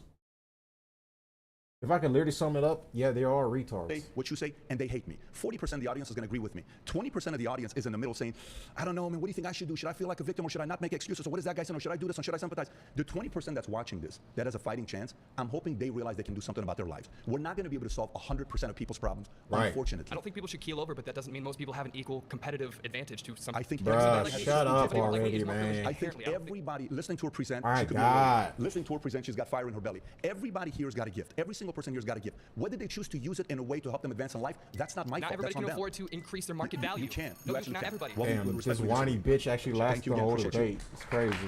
Surrounded is currently casting passionate 55 and older Trump supporter. The link in the description. Feel free to spread the word to your family members, relatives, or friends who might be interested. My final claim is the U.S. is more socialist than capitalist today. If you hate the system, you're anti-socialist. Fair point. Fair point. Yeah, so I think it's super important here for all leftists alike, but for the audience in general to define what these terms are. I think the best way to do it would be to look at the theorists, right? Over history, we've seen communism and socialism talked about by governments and by, I guess, programs, but we never actually read the actual theory. And what theorists all agree on is that socialism would be a transitionary state between capitalism and communism, where the means of production are specifically owned by workers, not privately. The idea that any country now is anywhere near socialist, let alone communist, would simply be ridiculous and just it wouldn't reflect theory whatsoever. What is the definition of communism to you? Stateless, moneyless class of society. And you prefer that? Yeah, so I think that we should be moving towards, communism. Yeah, stateless, moneyless class of society. So you don't think a person like me should exist with the amount of wealth that I have? Yeah, because I think that we're getting to this point where we're creating fake scarcity for people like you to accumulate the wealth that you have on the basis of private ownership. Okay, so you're not capitalist. You're definitely not capitalist. You're not socialist. You want to go full communism. So what do you think that looks like, though, is the thing, right? So what Marx actually wanted was for us to reach a point where we no longer have the scarcity of resources that it looks like now. It wouldn't happen now. I've met so many of these people like this, man. That's crazy. Happen as we automate. At this point in time, we can decommodify housing and food and education for around 5% of the government budget. That's 1/5, a little bit over 1/5 of what we spend on the military already. We don't because the claim is not realistic. For instance, U.S. consumers and entitles spent $2.6 trillion on food alone in 2024. The government spent a total of $6.75 trillion. So food would have been 38% of that. Oh, living in a state where it almost seems utopian that things like food and shelter. How old were you the first time you thought you wanted to be a communist? How old were you? Is that going to be a response to any of the statistics? She's just not winning this debate, bro. These people are retarded. There's so many Cubans that moved to Miami. They love their country. They hate the politics. In Russia, they moved away from communism because it didn't work. It killed so many people. Almost like it wasn't communist. It's almost amateurish. Yes, there was. It's not going to work. They tried it already. You're a dictator telling me what dreams should be. Dictators would not be allowed under communism. Dictators end up, of course, running communism. But they weren't. If somebody's taxing 100%, what is a dictatorship? So again, how much money do you think? 100% taxes. What is communism? How much money do you think? How much money do you think would it take to, I don't know, allow everyone food, shelter, water, and education in this country? How much money would it take? Yeah. But going back to your question here with communism, stay on that point there with communism. Nothing I say is responded to. But I'm trying to find out from you here. You're saying communism is not dictatorship. No. Define dictatorship. Yeah. So when one person or when one small entity is able to enforce its will on the people. When we have a private ownership, when we have a system based on private ownership, that's what happens every single time. That's dictatorship. Yeah. So dictatorship is private ownership. Yeah. So private ownership. Under communism, under communism doesn't Elon Musk exist? Yeah. No. No. So that's dictatorship. Thank you. That's completely incorrect. Under capitalism, we don't have the freedom for people to. You do. Okay, so yes, under capitalism, right? We don't see that you have freedom.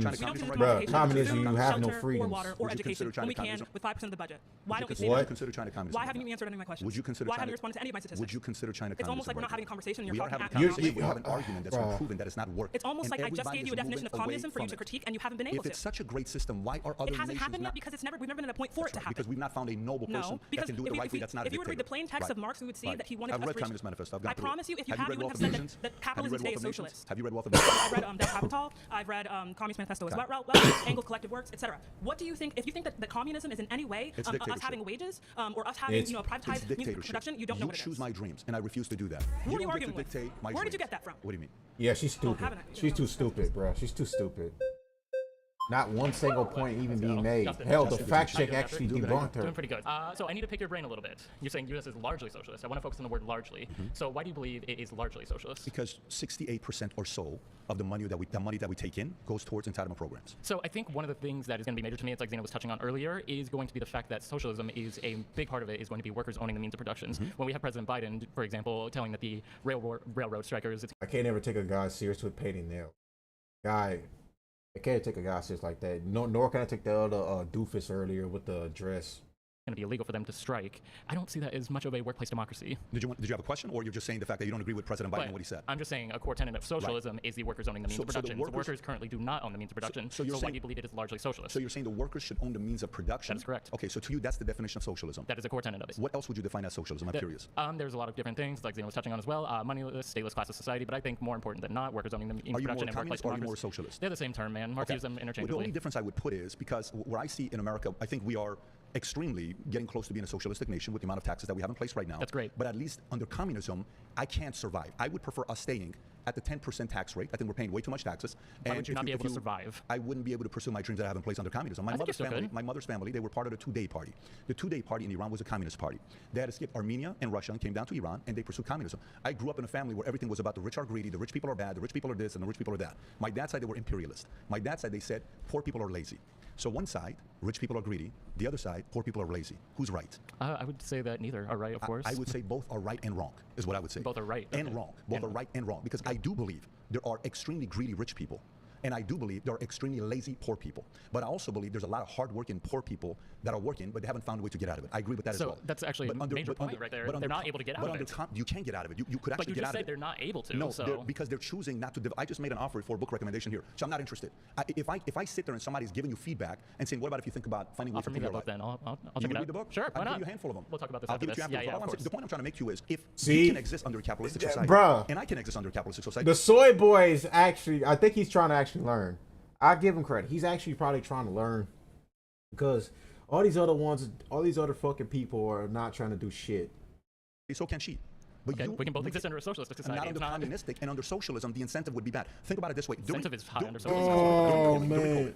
Take the two states, People California and suck. New York. They lost $1 trillion of wealth that left. Do you know where they went to? Where did they went go to to? Texas, Turn on the blue Nevada, light. Florida, Tennessee. Ah. You know why? Because it's a better climate for entrepreneurs. Today, if you look at New York City, you know that's just how the market works. You know who Mamdani is. I understand how you know the Mamdani is. Are you a fan of Mamdani? Yeah, of course. Okay, I from love New York. Zoran.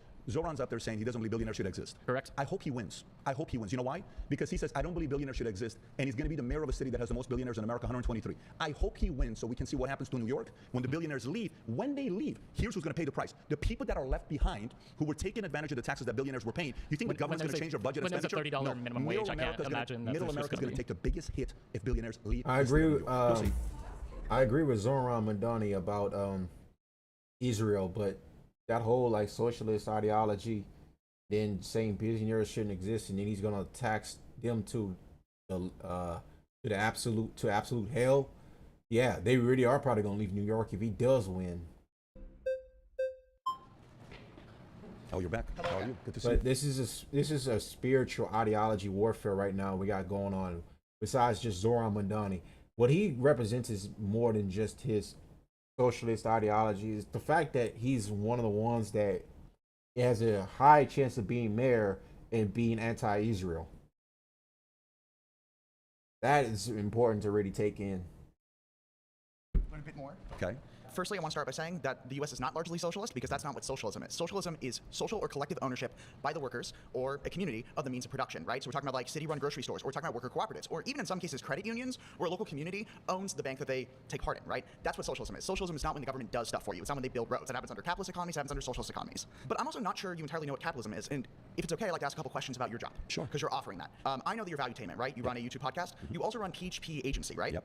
Yes. And you sell life insurance policies, right? Life insurance and annuities. Yes. I read an article by the Daily Beast which argued that you make more money from recruitment fees to get people to work for you than you make money from selling those policies. Capitalism is when you provide a service and sell the labor of yourself or the person who works for you in return for money.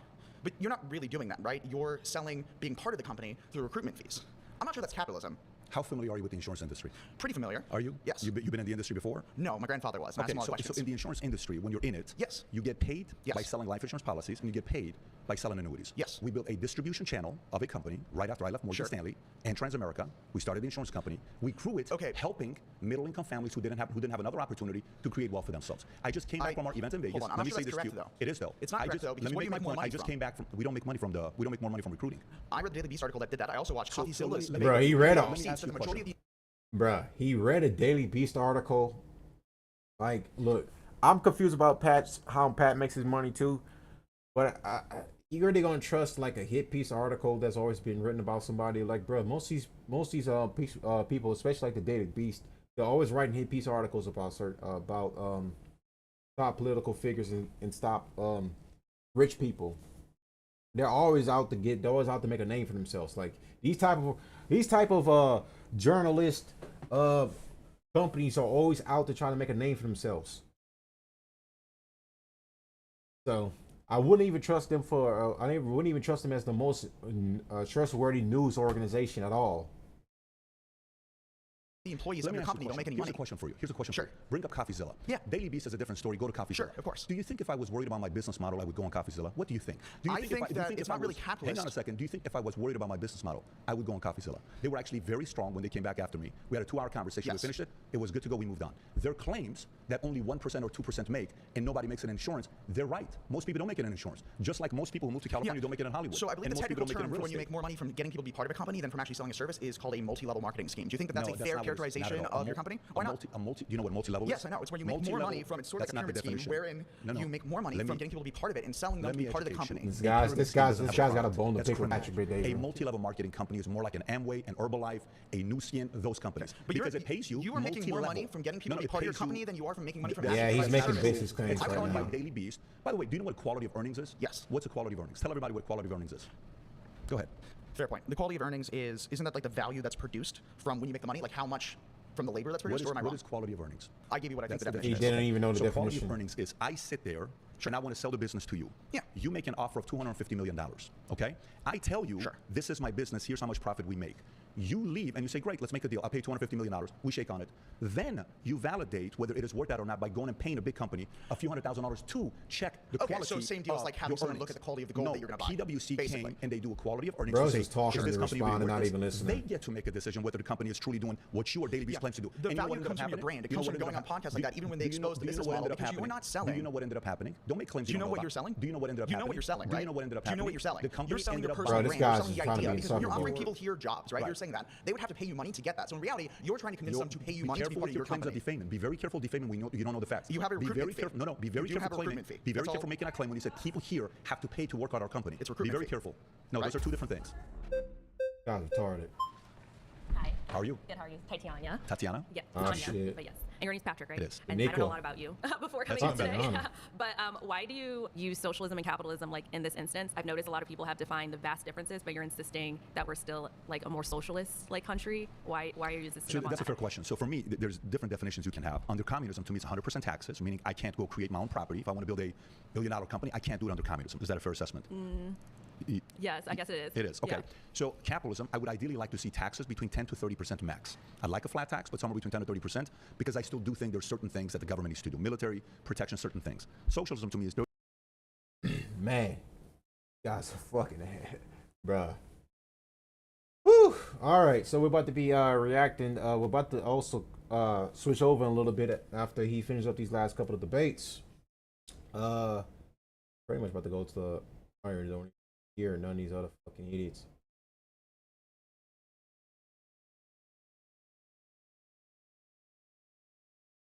Yeah, I already know one noteworthy. You go ahead and skip to Mason's call.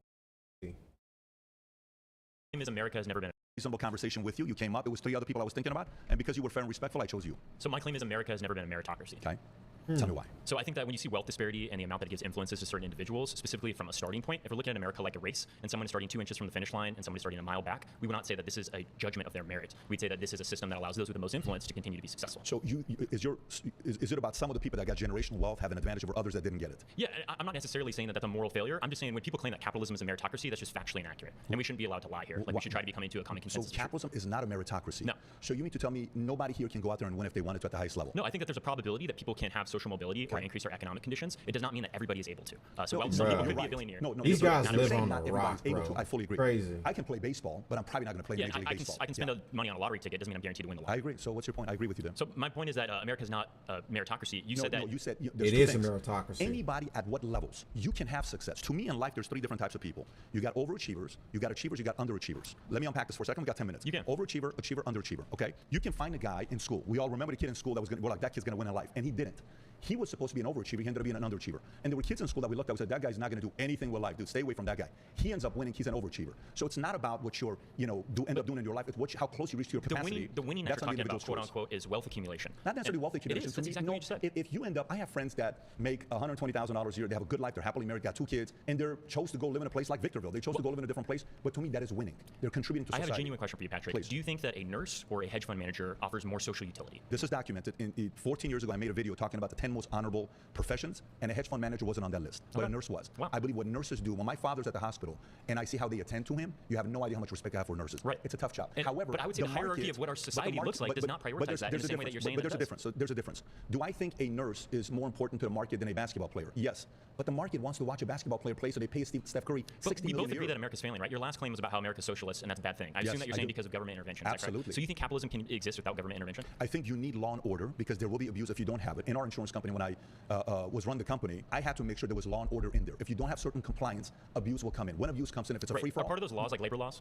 That can also be abused. No, it's a fair question you're asking, but a part of that can also be abused. A lot of those guys go in with the right intentions. Then they become dividers and they pin the employer against the employee. So then that is the divide and conquer model is very effective. I just want to break this down. Do you think that there are not mutually exclusive interests in owners and workers? Do I think there's mutual interest with owners and workers? Do you think that they have a symbiotic relationship and when they're trying to achieve the same goal? I like to give my employees equity because if you own equity in the company, you no longer are an employee. You treat it as if it's your own company. So I prefer to give my employees equity, but it's my choice. I don't want the government forcing me to give them equity. I'll give you a story. You remember that story of a guy who said, I pay every single one of my employees $70,000 a year. What was this guy's name? I don't know if you remember this guy. The story went viral. Socialism, what a noble guy. Everybody retweeted it. The Bernies of the world. Phenomenal guy. I invited him on the podcast. He comes on the podcast. I said, so tell me about your noble cause that you pay everybody $70,000 a year. He says, well, I don't think anybody should make over $70,000 a year. You can live off of $70,000 a year. I said, perfect. Right. How many employees do you have? Let me make the point. I hear what you're saying, but I don't think that this is conducive to our conversation. I said, how many employees do you have? He says 100. I said, how many of those 100 own a single share of your company? None of them do. Who does? I do. You're a socialist.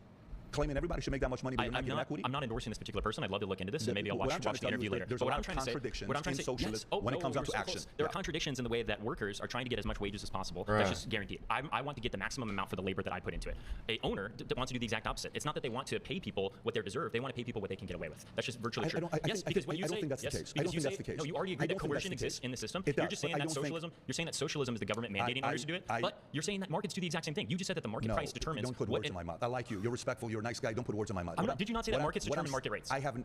What I'm telling you is there will be abuse in business, and if there's a person I'm like going to ask that, you the same question as soon as you're done. But continue. there is abuse in business. Some people will take advantage of that. But the benefit of a free market capitalism is if I don't treat you fairly, you go work for him. If he doesn't treat you fairly, you go work for him. Eventually, if you bring enough value, guess who can't afford to lose you? I can't afford to lose you. Do you if I think can't that afford to lose markets you, determine market rates? I can't afford to lose you, guess what I have to do to you? Do you think that markets determine market rates? You didn't answer my question. If I can't afford to lose you, guess what I do to you? Do you know what a monopoly is? Tell me Bro, about it. he's not answering the question. A monopoly and a I know monopoly. Tell me about monopoly. Okay, so a monopoly is a single seller who has rare competition within the selling of the distribution. That creates like inflated prices and that can hurt consumers. But a monopoly is one single buyer. So this is an employer. There are things called company towns. You brought up the example of Walmart outpricing small businesses. Sure. I think that's a fantastic example. On the minimum wage side. Right, of how there are large businesses that utilize their leverage and their influence and their capital in order to determine what those wages look like in a given particular place. Sure. So what I want to argue is minimum wages seem to stifle monopolies because they allow people to start at the same floor rate. You're saying that big businesses have an advantage when there's a minimum wage because they can pay more? They do. We are also They do. advocating for higher taxation rates and capital gains taxes Right. on these businesses that are supposedly taking advantage of the system. I think Wait.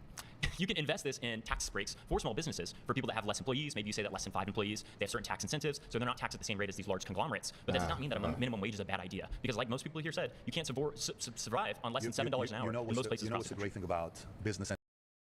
Yeah, it's where you got to work hard and actually have 2 jobs. And the problem is today, these guys just They don't prioritize hard work. They just want it handed to them. They want generational wealth just handed to them instead of actually going out there and actually working towards getting it. That's the problem with a lot of these socialist freaks. That's the problem why socialism doesn't work in America, because a lot of these people are just lazy. They're just lazy. I mean, you got to call it what it is. I mean, like, they just do not want to work. They don't want to put in the work. They just want the wealth to just be handed to them up front instead of going out there and get it. They want to be born with silver spoons in their mouths instead of actually going out there and actually earn that silver spoon. A lot of times, a lot of these guys, this guy's a raging socialist, just making the socialist arguments and stuff, and it's not even answering Patrick McDavid's questions at all. Like, he's literally just dodging the questions. Every time Patrick asks him a question, he just keeps on going. He went from Monopoly to Monopson instead of answering David's question. Bro, these socialists are just insufferable most times. And numbers and data is every idea is getting exposed.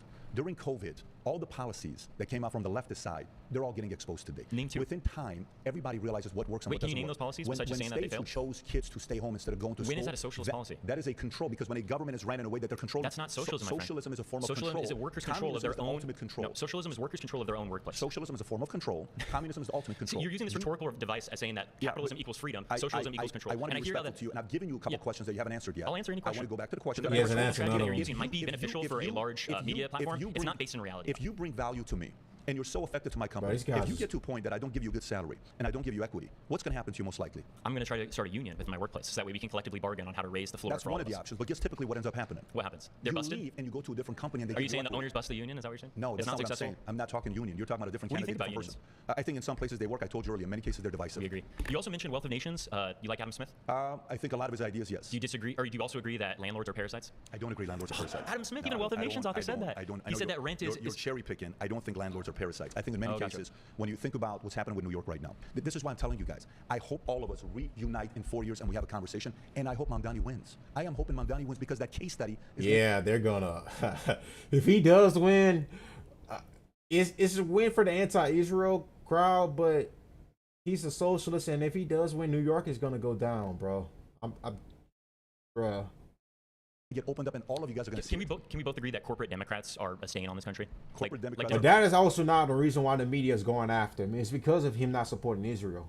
Democrats that utilize their leverage and utilize their influence to maximize their own private wealth is a bad thing that we should discourage? I think if it's their choice. I don't think you and I get to tell them what to do and what not to do. So you think that like insider trading should be allowed? I'm not for insider trading whatsoever. But you just said it's their choice. No, if you're being you can specific, use your influence. If you're specific with insider trading, that's a different conversation. I just think that all of these are examples of why capitalism is not a meritocracy, especially when you're saying that politicians who utilize their influence to maximize their own wealth. When you're talking about landlords who are profiting off of necessity for people, or you're talking about business owners who stifle unions for people that just want to collectively organize. You could be right if the data was shown. I'll shake your hand, absolutely. I'm not trying to disrespect you. No, thank you. You've been very respectful. No.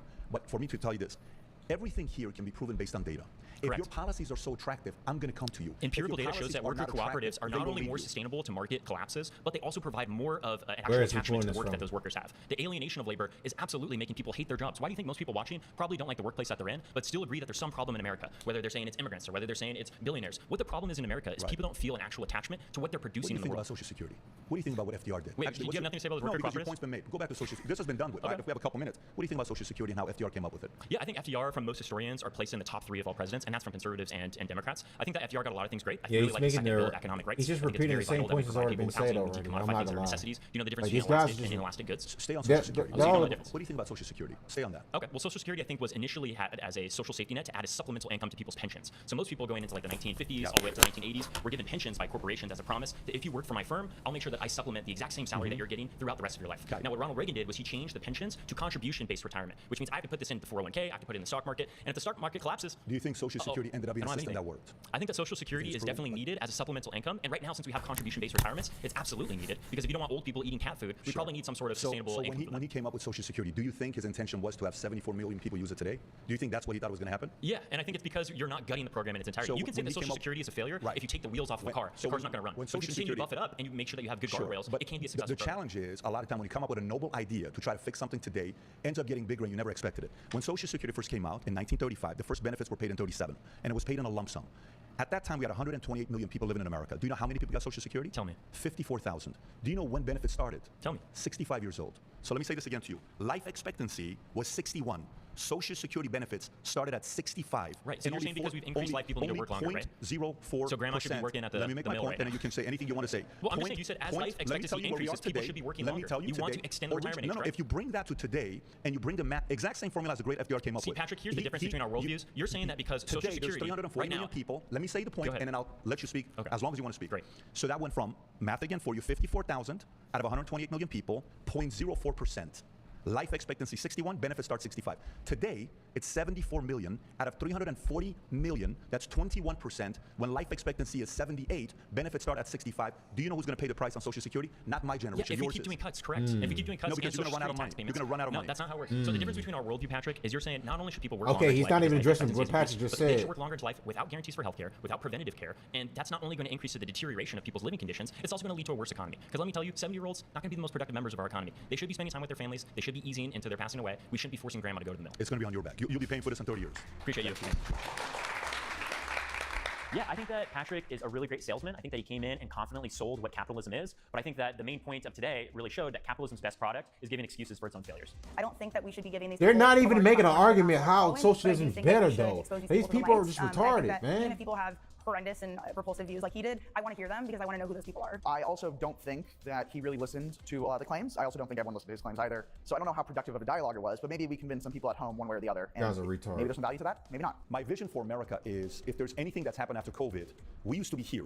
We disagreed on issues here. This is center, this is libertarian, this is conservative. And then during COVID, we went here, where we are in a very interesting place that some people don't even want to talk to somebody else that they don't agree with. It's gotten to the point that we are a little bit too divided right now, and I'd like to see America be more. All right, that's that. Oh my God, bro. There was really no agreement ever reached because these guys are just fucking retarded, bro. It's like every excuse in the book. Every excuse in the book you could just think of. These people just like, they're just not serious people. All right. Anywho. All right, so we're moving on to stories right now. I hope everyone enjoyed that reaction to the debate. Oof. It should go from it really needs to go, the title needs to really change to one capitalist versus 20 retards. That really should be the new title of the debate.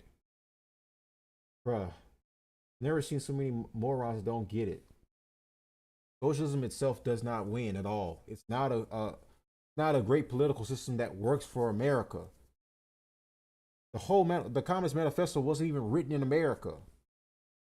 But they think that if you bring that here and turn America into a socialist country or a communist country, that 100% be successful for all Americans, and realizing it would not work. They can't even explain how this will be implemented too, and who will enforce it. The workers' union. Oh, the workers' union. Okay, there has to be somebody in charge taking care of the business, running the industry. Who is it? Because as you saw in Soviet Union, there are multiple leaders. There had to be a hierarchy to actually run the government. So there was a hierarchy class in communism. But many communists says, oh, Soviet Russia is not the perfect example of a communist country. Anyways, let me bring up some stuff right quick. That was long and dumb right there. Huh. Apparently one of the people that was on Jubilee reacted to the video. Anyways.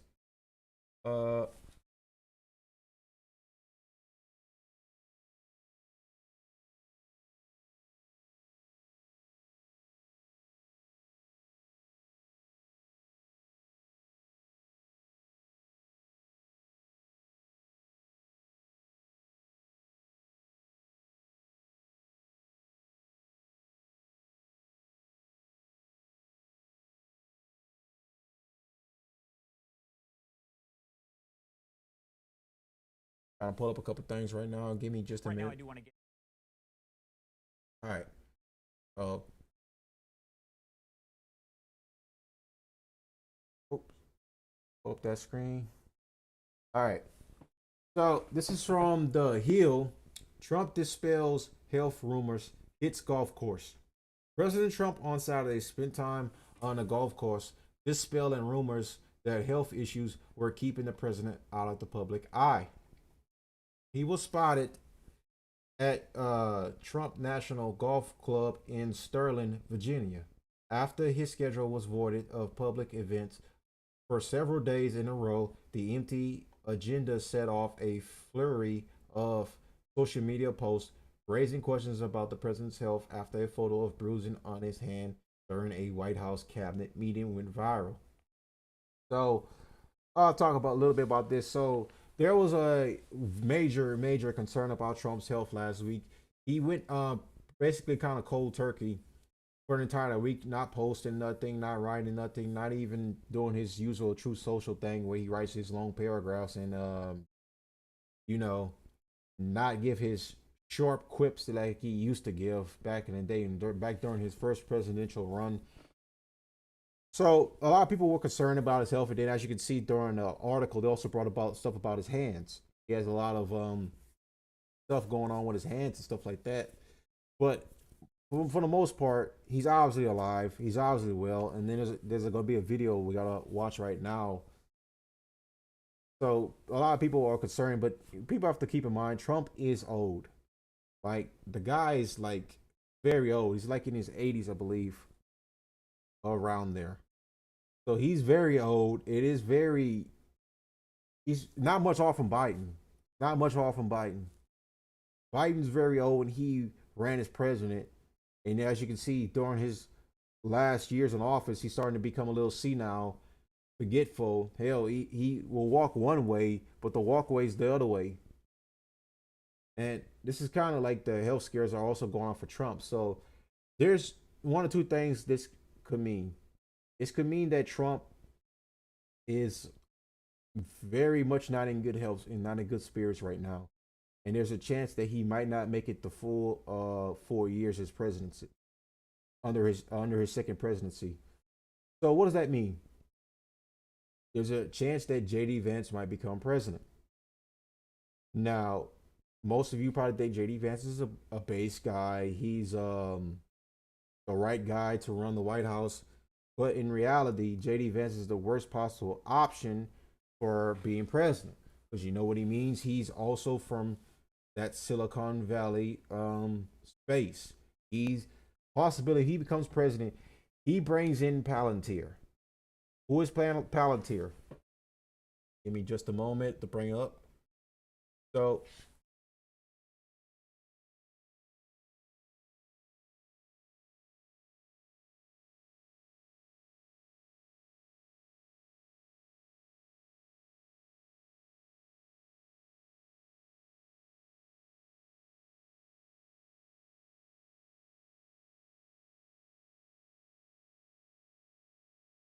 all right. So Palantir Technologies Inc. is an American public traded company specializing in software platforms for data mining, headquartered in Denver, Colorado. It was founded in 2003 by Peter Thiel, Stephen Cohen, Joe Longsdale, and Alex Hart. All these people are important, especially a guy like Peter Thiel. Who is Peter Thiel? Peter Andres Thiel is an American entrepreneur, venture capitalist, thinker, and political activist, a co-founder of PayPal, Palantir Technologies, and Founders Fund. It was first outside investor in Facebook, according to Forbes. As of May 2025, Thiel's estimated net worth stood at US $20.8 billion. I mean, making him the 103rd richest individual in the world. This guy right here, this guy right here is the one that created JD Vance. JD Vance is a byproduct of Peter Thiel. Matter of fact, let me bring up JD Vance's Wikipedia right. Let me sign into my Wikipedia.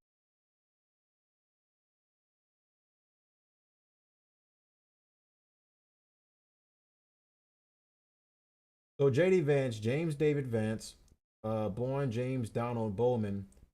This guy's changed his name at least about a dozen times now. I think about 4 times. I think he's changed his name over his lifetime. He's an American politician, author, attorney, and Marine Corps veteran who is the Vice President of the United States, a member of the Republican Party. He represented Ohio in the U.S. Senate from 2023 to 2025. And Peter Thiel was also very heavily involved in making this man's career in politics. He started off at a venture capital firm. Then he transitioned that to run for governor in Ohio. And now he's at the top of almost on top of the echelon by being the vice president of the United States. Everything about Vance's life is tied back to Peter Thiel. That is his entire existence. So why I bring this up exactly?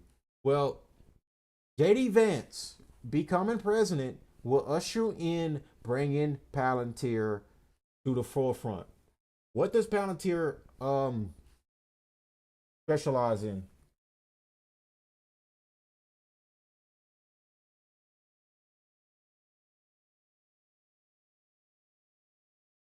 Right. So what does Palantir specialize in? The company has been right. Company has four main operating systems: Palantir Government, Palantir Foundry, Palantir Apollo, and Palantir AIP. Palantir Gotham is an intelligence tool used by police in many countries as a predictive policing system and by militaries and counterterrorism analysis, including the United States intelligence company USIC, in United States Department of Defense. Its software as a service is one of the 5 offerings authorized for mission critical national security system by the U.S. Department of Defense. Palantir Foundry has been used for data integration and analysis by corporate clients such as Morgan Stanley. Pretty much just like a bunch of other people. Pretty much Palantir specializes in data in accessing data. Pretty much that's what it. It specializes in accessing data. And what do they use that data? Basically for like a major surveillance system that can predict crime, or basically analyze and run facial software to basically recognize where you're at. So they can determine where you're at based off of if you say you have a cell phone, say if you have anything that requires data, they can track where you're at based off that data alone. That's basically what Palantir is. So Palantir is a big no-no. It's they're right here. The company has been criticized for its role in expanding government surveillance using artificial intelligence and facial recognition software, just like I said earlier. Former employees and critics say the company's contracts under the second Trump administration, which enable deportations and the aggregation of sensitive data on Americans across administrative agencies, are problematic. So pretty much Palantir is being used right now for the ICE raids right now, currently speaking. It's been a controversial thing, and yes, that's all great and dandy that they're being used for the deportation numbers, even though we're still not getting the exact numbers that we were promised during Trump's election run. But who also uses Palantir technology? The IDF, when it comes to fighting Hamas. But are they using it properly? Because they're still bombing innocent women, children, and men. They're able to track where a supposed Hamas member is, but instead of bombing where he is on the ground, they just bomb a civilian populated area and just say Hamas was hiding amongst the crowd and using the crowd as human shields. This is just basically, and this is a controversial thing that Palantir even exists. The fact that the government is also allowing them to come in and also run these massive surveillance systems, which it kind of impinges on people's rights. A lot of people are against having Palantir being fully implemented into the government. So by having JD Vance basically become president, he would speed run this and bring in Palantir fully to be weaponized by the government. And what does this mean? Well, this means that if if you even probably think about committing a crime or whatever, it'll make it a far a lot easier to be able to catch you by using artificial intelligence and facial recognition software. Like I said, your phone runs on data. Any form of anything that runs on data, your computer, your TV, whatever, they're able to run that data to be able to run it through a artificial intelligence to be able to track where you're at, track your location, and to also go about how they want to capture you, or whatever. But that's just pretty much what Palantir is. It's a data analytic company that specializes in massive surveillance and artificial intelligence and facial recognition. And the Trump administration brought him in right now, currently speaking, to help with the deportations. But to what degree else are they doing besides helping with the deportations? Because we don't know. But what we do know is their golden boy, the Silicon Valley chosen one, JD Vance, if he becomes president, he will implement Palantir to their fullest extent. This is why it's very, very important to understand why it's bad that if JD Vance becomes president, it's say goodbye to basically your rights. And there were also people getting deported too as well for criticizing of Israel. And how were they able to track these people? You guessed it, Palantir. So this is why I wanted to go over that little quick thing right quick and just speak about that, is because this is what is important to understand, that if JD Vance becomes president, there is a not even very likelihood, there is a high chance that yes, Palantir would be fully implemented into the government through the intelligence agencies, and then they would just start utilizing it to also have massive surveillance over American citizens. This is kind of what Edward Snowden warned about before he ran to Russia to get away from this stuff. So we're gonna jump over here to live now from Fox. Where is Trump? The White House confirms Trump is alive after concerns grow. So this is apparently gonna cover where Trump's supposed to be at all week long, about all the rumors, the conspiracy theories that he's deaf, there's a body double, whatever. I've seen some crazy ass theories. Right now, I do want to get you out to a live look over the White House at this hour as we do talk about the rumors that have blown up all over social media regarding the whereabouts of President Donald Trump. The White House saying he is completely fine. Take a look right here at what I'm talking about. This shows the trending topics there on Twitter or X. Now, over the last several hours, there have been... No one mourns the wicked. That's crazy that was written underneath. Several variations of hashtag where is Trump. The reasoning is that the president is normally in front of the cameras near daily, making some kind of remarks and taking questions from reporters. His last real public appearance was a televised 3-hour meeting with his cabinet. We showed that to you here on Live Now from Fox. That was on Tuesday. For some, his Truth Social post last night about the appeals court ruling on tariffs was enough to calm the chatter, while others on social media expressed different conspiracy theories that it could have been a member of his staff who was posting. Well, this morning, take a look as Barack Ravid over at Axios posted a short time ago on social media, clearing up any rumors saying that he has talked with those in the know, and President Trump is just fine. Here is Ravid's post right there, simply saying, quote, "A U.S. official tells me Trump is okay. We'll play golf later this morning." Now, he did also post this one just a short time later, saying a U.S. official does tell me here that the White House pool report shows pool photog snaps pic of POTUS in white polo, red MAGA hat, black pants. POTUS's motorcade began rolling at 8:45 a.m. So again, clearing up those rumors that are circulating all over social media.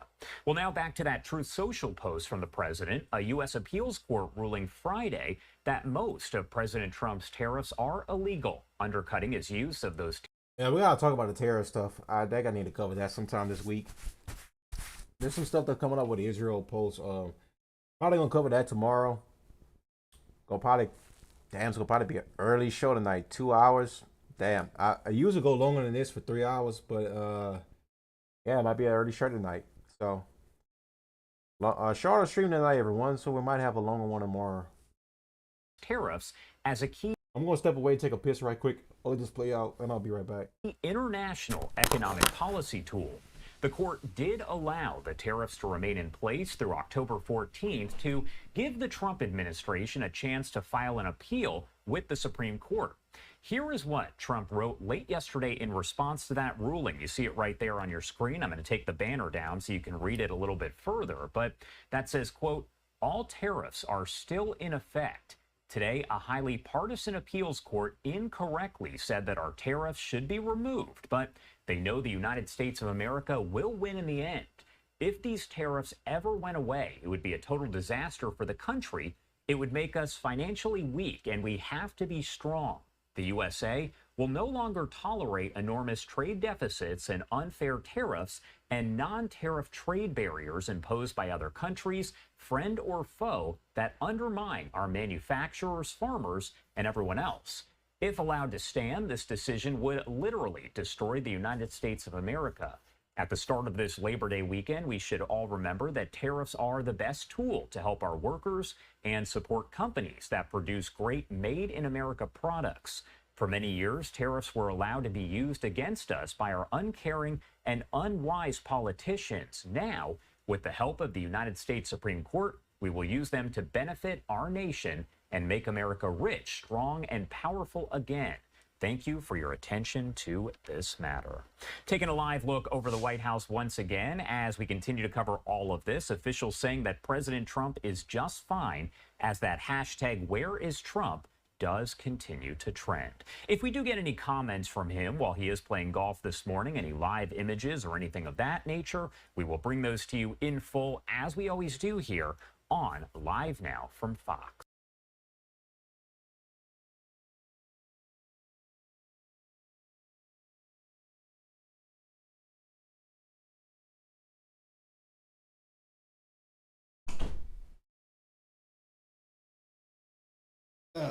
All right. Let's get on. Let's see who else is not. Let's get the Young Turks' reaction on it. I predict Trump is going to have some type of collapse within the next 12 months at the current trajectory. I'm not saying he's going to collapse. I'm saying if he doesn't take his foot off the gas pedal, I guarantee you, and I've got stamina, way better than most people. If I had Trump's job at 51, shout out to Alex Jones, the GOAT, for a month, I would have a nervous breakdown. You guys, Trump is tired, he is overworked, and now there is plenty of talk around Trump's health, from the strange bruising on the back of his hand to the now chronically swollen ankles. But don't worry, America. Vice President J.D. Vance is ready and able to step up if and when he should have to. So just to give you all a very quick rundown of how we got to this point, Trump's health was called into question when people started noticing bruising on the back of his hand. The bruising was sometimes covered up very badly to the point that it was almost even more noticeable with makeup. But White House officials explained the bruising away, saying that that's just what happens when you shake as many hands as Donald Trump has to shake as the president. So actual doctors, however, said that that type of bruising is typical of people who are on blood thinners. Then people started noticing his very swollen ankles, which as far as we know is not a symptom of excessive handshaking. And finally, after all of that, we got a diagnosis. The president has chronic venous insufficiency, which means that his veins are struggling to pump blood back up to his heart. So on top of all of that, we saw after Trump's Alaska summit with Vladimir Putin that he couldn't walk in a straight line. Take a look. Striking to me, Scott, that you have this setup here. The sign says Alaska 2025. There's a blue platform for the leaders to stand on, which aides were vigorously vacuuming in the hour leading up to this meeting. But then flanking the stage are F-22 jets, American F-22 jets, noses pointed in toward where the two leaders will be standing. Right. It's got to be somewhat unpleasant for Vladimir Putin, at least, to stand underneath that display of American firepower. All right, then things took an interesting turn when Trump said that one of the big reasons why he wants to work with Putin to end the invasion of Ukraine is because he wants to get himself into heaven. Really? I just want to end it. I want to end it. You know, we're not losing American lives. We're not losing American soldiers. We're losing Russian and Ukrainian, mostly soldiers. Some people, as missiles hit wrong spots or get lobbed into cities like Kiev and towns. But, you know, if I can save 7,000 people a week from being killed, I think that's a pretty, I want to try and get to heaven if possible. I'm hearing I'm not doing well. I hear I'm really at the bottom of the totem pole. But if I can get to heaven, this will be one of the reasons. Well, if Trump ever does make it to heaven or to wherever it is that he's going, JD Vance is ready to take up the mantle. Here's what he said. Yes, terrible tragedies happen, he told USA Today, but I feel very confident the president of the United States is in good shape, is going to serve out the remainder of his term and do great things for the American people. And if, God forbid, there's a terrible tragedy, I can't think of better on-the-job training than what I've gotten over the last 200 days. Right. But don't worry, Vance said that Trump is in, quote, incredibly good health, and Trump's former personal physician, who is now Representative Ronnie Jackson, said, as President Trump's former personal physician, physician to the president and White House physician for 14 years across 3 administrations, I can tell you unequivocally, President Donald J. Trump is the healthiest president this nation has ever seen. I continue to consult with his current physician and medical team at the White House and still spend significant time with the president. He is mentally and physically sharper than ever before. You know, whenever they try so hard to sell it, I mean, we can all see with our own eyes what's going on, but really he's the healthiest president this nation has ever seen. It makes no sense. We all remember what Obama was doing the day after he was out of office. He was hang gliding or whatever that is with the sail on the water. I don't know what it's called. Elliot, what are your thoughts on this? Yeah, I mean, it also reminds me a little bit of the Democratic Party last year when they were telling everyone that Biden was just the sharpest he's ever been, and clearly he wasn't. I think that Trump right now with these lies that this administration is putting out are just so kind of comical. The idea that he's doing because he's bruised because he's shaken too many hands. Like he has a reputation for shaking hands in a way where he grabs someone really hard and pulls them into him. I don't see him being a person who's going to have his hand shaken incredibly hard by other people. So the lies are just kind of comically. The fact they actually know that detail just says a lot about these guys. Bad, I think. And it shows, it reminds me of like an episode of Game of Thrones where you're like, okay, we have to pretend. But the biggest Trump lovers and the biggest Trump haters would know that fact about Trump, actually. Yes, he does aggressively shake someone's hands and pulls you in closer to him. One of the things you get when you like Trump so much and you understand, like, yeah, he's a very intense guy sometimes. You gotta understand that. Like, that's just what being a man is. King is healthy, and JD Vance is a perfect little loyal squire who is going to say, you know, he's the sharpest, he's the healthiest, but also I'm ready to take up the crown, whatever it happens. Yeah. Guys, I got great news for you. I'm the most fit talk show host in the nation, okay? I weigh 175. I'm 6'2". It's okay. I got my personal doctor, who is nicknamed the Candy Man, to vouch for me. like Republicans, you really believe in Dr. Ronnie Jackson? I'm not kidding. They used to call him the Candy Man for all the pills he handed out when he was at the White House. He's the one that was like this sweaty mess. And he's like, Trump is in great shape in the White House, and he hasn't actually been his doctor in like a decade. And he's like, greatest, most fit guy. Come on, it's so over the top. It's so dumb. Shane's got a point. But now I agree with Shane on that right now. Do they know something we don't know? That's Trump twice talking about getting into heaven, all of a sudden out of nowhere. And remember, Trump has verbal diarrhea. Something's in his head, it's gonna come out of his mouth, right? And so now JD Vance today talking about like, well, I mean, if he were to die, I'm ready. I'm like, what's going on here? And Alex Jones was what, like a week or 2 weeks ago? Like, now remember everybody, if Trump dies, here's what we're gonna do. I mean, he's not going to, he's amazing, but like, do they know something we don't know? And then, you know, I I largely missed the hand thing. I didn't really care that much about it. I once saw it out of the corner of my eye, didn't pay much attention to it. But now I'm thinking, oh, the hand thing might be something real, right? Because you combine it with the cankle thing. So look, on the cankles, and I like that we have Canklegate now. I think it's kind of hilarious. But it's not hilarious if he's got a real health problem. But for the moment being, they say he doesn't. They say it's just vigorous handshaking. Come on, guys, that's the other thing. Really, please tell me you're not going to believe that he got that from vigorous handshaking. That's like, remember when Mitch McConnell started to freeze? And he was like, and they're like, no, there's no health problem. Dude, what do you mean there's no health problem? The brother's freezing. Like, it's on tape. I agree with the Dems. For like the most uncomfortable 30 to 40 seconds you've ever seen, right? And Dianne Feinstein had lost her mind. They're bringing her around in a wheelchair. They're like, how you doing, Senator Feinstein? She's like, I don't know what you're talking about. I'm Moses. And they're like, no, she's fine. She's fine. And so and there's this great irony that now the Republicans who were like, to the point that you guys made, Biden being young and dynamic. Can you believe that? But who would believe that? And they're like, oh no, Trump, best shape that any president's ever been in. Bruv. Okay, we have the cankles. The question is, where did it come from? So they have this, theory that they're throwing out there that all of a sudden it's the chronic venous insufficiency, which sounds like you're not getting laid enough. But anyway, so I know that's not what it is. Sorry.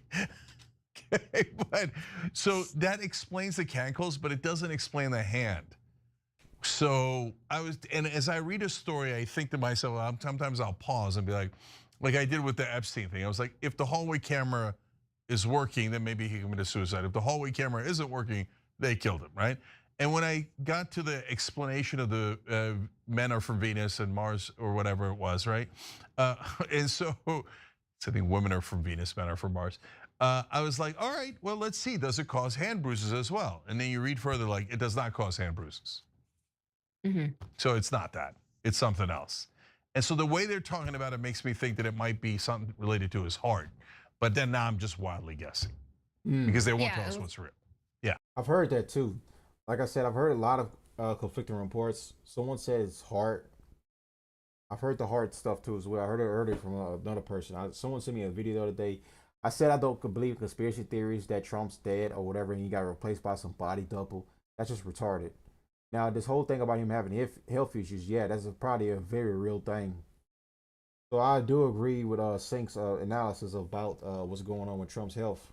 Yeah, they did say it might have something to do with the blood thinners that he's on. So yeah, it could be indicative of something more serious going on, but we're never going to hear about it from them because all we hear is that this man who is obviously unhealthy, even before all of this, he was not exactly the picture of health, like he eats McDonald's all day and he eats well done. Yeah. So Kyle Kalinske also has made one too. Trump having many strokes. Let's go turn into what all right, welcome to the show, y'all. We got a lot to get to today. So in just a second, is Trump having mini strokes? He's been gone. He's been hiding for a while. We haven't seen him in front of the cameras. He hasn't done a press conference in quite a while, longer than he's ever been since 2015. And so the question arises, is he having mini strokes? You got a lot of theories out there right now about his health. Everybody sort of understands that they're hiding something when it comes to his health. The question is what? And so it might be mini strokes. I'll break that down for you. Then we'll get to Trump plans a luxury resort in Gaza after the genocide and the ethnic cleansing. This is openly being discussed because we live in hell. Then we'll get to Israel has done another terrorist murder spree, this time in Yemen, and they've gone after the Houthi prime minister and his entire cabinet. We'll talk about that. We have I'll turn up the speed to like 150. Yep, 50. I'll turn on the subtitles too. An absolute revolt and rebellion happening at the CDC right now, with RFK Jr. pissing off everybody in sight, which is leading to mass resignations of important experts. We'll get to some new Epstein emails that dropped. That one's fun. And then later on, Joe Rogan is absolutely panicking because I think he realizes that Mark Maron's crusade against him is working. That now, his little crew over there in Austin, they're no longer the cool kids. In fact, they're pretty fucking lame. So Mark Maron is having quite an impact here. And we love to see Rogan squirm. We love to see him squirm, and that's exactly what happens. So we have all that and more. You guys know the drill. Everybody, please do me a big favor. And the left just hates Rogan, man. Because because he sided with Trump and kind of he sided with the Trump administration and interviewed Trump or whatever. Now the left just completely just hates this guy and calls Rogan the one of the worst guys on the planet and says we actually love to see Rogan's squirm. Like Rogan's not even a right. He's not even on the right. He's more of a centrist and more of a centrist leftist. He's not even a right wing at all. Not even close. The dude married a single mom. Subscribe to the channel. That helps out big time and costs you nothing. Support the show on Patreon. $2 a month, $5 a month, $7 a month. It goes a long way. And thank you to everybody who does support on Patreon. It makes a world of difference. You have no idea. Because remember, this is real independent media. I've never talked to an advertiser. I've never done an ad read before. Never talked to a billionaire. Never talked to a government. Never talked to a PAC. Never talked to a think tank. None of that crap. It's all grassroots funded and the default ads on YouTube. And you guys make that possible. So thanks again for that. Also, support Crystal Kyle and Friends on Substack. That link is below. Have a lot of great interviews that we've done recently and coming up. And go subscribe to the Corn's World YouTube channel as well. You don't want to miss that either. We do live Kyle and Corn episodes. We try to do them every Monday at 8:30 p.m. Eastern time where you guys can come hang out with us live. So don't miss those either. Corn's World, the YouTube channel. All right, now let's go ahead and dive into it. We got a lot to talk about here. So this guy named Adam Cochran, he describes himself as an independent investigative journalist. And he released a thread here which lays out why he thinks Trump is dealing with strokes at the moment. And that's why he's been gone away from the cameras for longer than he ever has been since 2015 when he came onto the political scene. That's a fucking decade ago, guys. That's a decade ago. He's hiding from the cameras. No press conferences. Most importantly, no talking to the cameras. All we get is these like photos from a distance, which look like those old pictures of like when you spot a Sasquatch in the woods. Some paranormal investigator has a picture of a Sasquatch from like 300 yards away. That's all we have now when it comes to Trump within the past week or so. So I forget, was it Tuesday or Thursday? You guys tell me, put in the comments. Move my ugly mug out the way.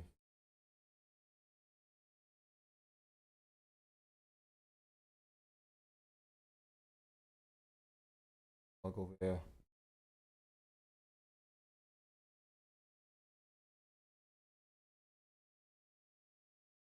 Section. Last time he was in front of cameras, it was either Tuesday or Thursday, and since then he's been gonzo. He's been out of here, and everybody is sort of speculating, and everybody sort of acknowledges, yeah, something's going on with his health, and they're hiding it for a variety of reasons, not just the fact that he's been gone. But now we have at least one theory as to specifically what's happening. So he's going to lay it out here for us. He says the following: I believe there's growing evidence that the White House is covering up the fact that Donald Trump has been dealing with TIA strokes, TIA strokes, and that he likely had a more significant ischemic stroke this week. So let me just point out, TIA strokes, those are mini strokes. So this guy's saying he's had a bunch of mini strokes recently, and now he just had an ischemic stroke this week. Okay, here we go. Let's start with the basics. TIAs are temporary blockages. You'll see symptoms like leg dragging, eye drooping, etc., but they resolve within 24 hours. Ischemic strokes leave a lasting... It's kind of funny. This dropped 11 hours ago, and Joe Biden was also trending too. But can range dramatically in scope and severity. TIAs precede an ischemic stroke in about 30% of patients and often result in long-lasting interventions to try and prevent any risk of a larger stroke. Now let's get to what paints this picture with Trump. So that's interesting. So in other words, he's had mini strokes, and so there was a 30% chance he was going to have a bigger stroke, and this guy's saying it looks like he may have had a bigger stroke. Okay. In March 2024, Ron Filipowski notes that Trump has been dragging his right leg for a while. It's something we've seen him do on and off over the past year, but not super notable on its own. So this video... I've seen this one before. This one doesn't look that crazy to me, but I've seen other videos of him dragging his leg more than this. So he does his little dance, and he goes to walk, and you'll see the right leg being dragged right there, yeah. And there are multiple videos of him doing this at different times. This is one of the earlier ones from 2024 from Ron Filipowski. Then in a Time Magazine interview from right after the election, we see the first note of Trump's hand bruising. So this... The second they found Trump has health issues, you know something funny? It reminds me back when the left did the same thing. They were trying to defend Biden's health so much and trying to make excuses about Biden. And now that they know that Trump has health problems, now they're immediately jumping on him. They're saying, oh, this guy's unfit. I agree on both. Like, the presidency they need to up the age of like when you can run to be a president. Like this whole like advanced age to be president is like not a good thing because like you're too old at that point to be able to run the country effectively. They need to start upping the age to around like maybe late 30s or something like that. Because like this whole like entire decades worth of political experience to be president is just kind of like, then you end up with crap like this where we have two back-to-back older presidents in office right now that might not even be able to make their full terms. I mean, Biden was lucky to even make it through his full presidency, and for like almost like weeks they thought he was dead because he didn't even make a single public appearance at all. Like people will wonder where Joe Biden was. Now Trump goes missing for a week, and now yeah, people are going absolute bonkers about this stuff. But I digress. Like I said, they do need to up the age of to where you need to be president. But like this whole like advanced age is just it leaves too many problems long term for a president.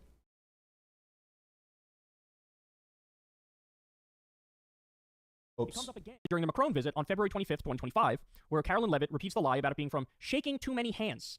So here's, again, this is February, and he's got these bruises on his hands. February, okay.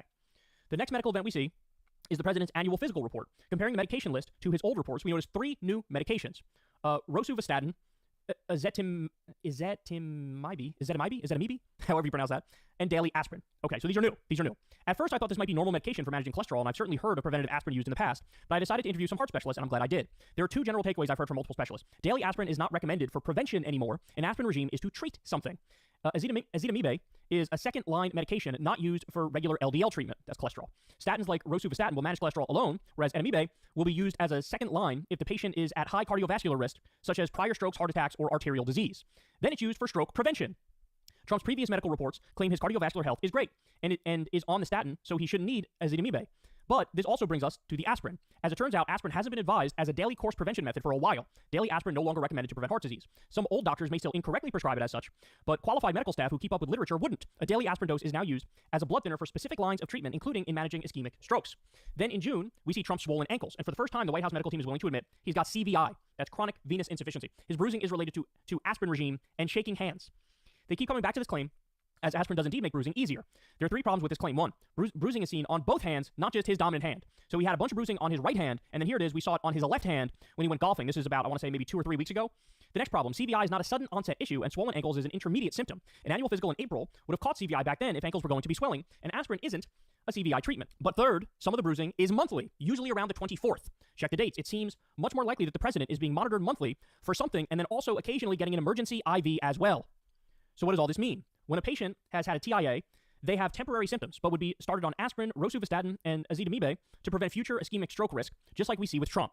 The patient having a TIAs may have temporary symptoms for 24 hours afterwards, including face drooping, leg dragging, or trouble walking in a straight line. So here's Trump. And everybody was showing this interview. This is when he went to the Putin meeting in Alaska.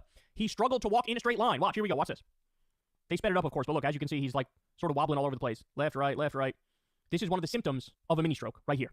Patients who experience very mild strokes that are not TIA, such as lacunar stroke or minor ischemic stroke, may have persistent but barely noticeable symptoms, causing drooping of the lip, eyelid, and eyebrow, which would be on the same side of a leg dragging symptom. So here it is, and you can see a little bit of a droop. Okay. And I think his features, you guys tell me if I'm reading too much into it, but if you look at his features here, compared to, what it was in 2015, 2016, there is like significantly more droop. Now, that could be because perhaps he lost a little bit of weight, and at this age, like your skin doesn't really get right back into place, so there's just droopage there. That's possible, or it potentially could be something more. If a patient under White House level medical care was seen having a stroke, they'd be scanned to rule out a hemorrhage. I don't feel like Kyle's actually like smiling about this, about Trump having health issues.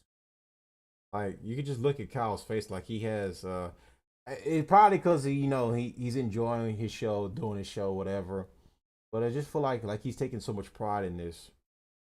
Hemorrhagic with the White House portable MRI, and then could receive alteplase, a clot-busting peripheral IV, often given in the hand for elderly patients. If that patient was on aspirin for cardio risk management and/or potential calcium blockers, we'd expect bruising of the hands and swelling of the ankles. Well, that's literally exactly what we have. So here's swelling of the ankles, and here's bruising of the hands. If they had a mild ischemic stroke, we'd expect the patient to be on bed rest for 24 to 48 hours, by 2 to 3 days able to take small or assisted steps, and the patient may have facial droop, flatter facial creases, or their mouth agape due to facial muscle weakness. Okay, when I read this the other day, this was the one where I went, all right, this guy might actually be onto something. And I'll show you why. Again, read this one more time. If they had a mild ischemic stroke, so that's what he's saying Trump probably had, we expect the patient to be on bed rest for 24 to 48 hours, by 2 to 3 days able to take small or assisted steps, and the patient may have facial droop, flatter facial creases, or their mouth agape due to facial muscle weakness. And look at this picture. This is one of the pictures that just came out of Trump, where the press pool was like really far away because they weren't allowing them near him, and they took pictures. Now, another interesting thing about this day is that they made it seem like Trump was going to go play golf.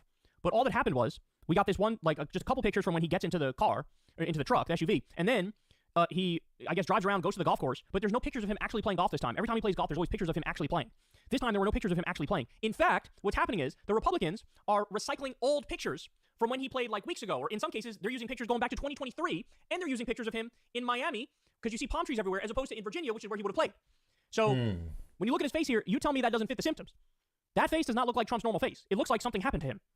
And this guy's analysis, I don't know, it kind of adds up. It kind of adds up at the moment, if I'm being serious with you. He continues. Even though they could walk at this time, speech and complex motor skills may still be recovering. And we notice Trump has oddly kept the press pool very far back from the White House and hasn't allowed them on the golf course. We also noticed that he was dressed the same as the last time he went golfing with Kai, and that MAGA influencers were given an old picture to circulate from January and his other golfing picture from June 27th.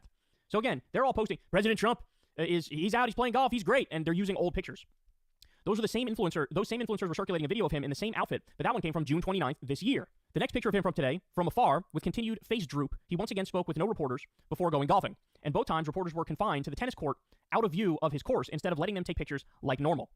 None of this even gets into the other weird events this week, like J.D. Vance saying he's ready to, quote, take over, or his social posts seeming like they were written by interns. That's actually, now they're talking about Trump's social posts seemingly were written by interns. They're trying to copy Trump, but it's not quite right. Something's a little off with how they sound. So it's not actually Trump. Seems like it's not actually Trump. All right, more.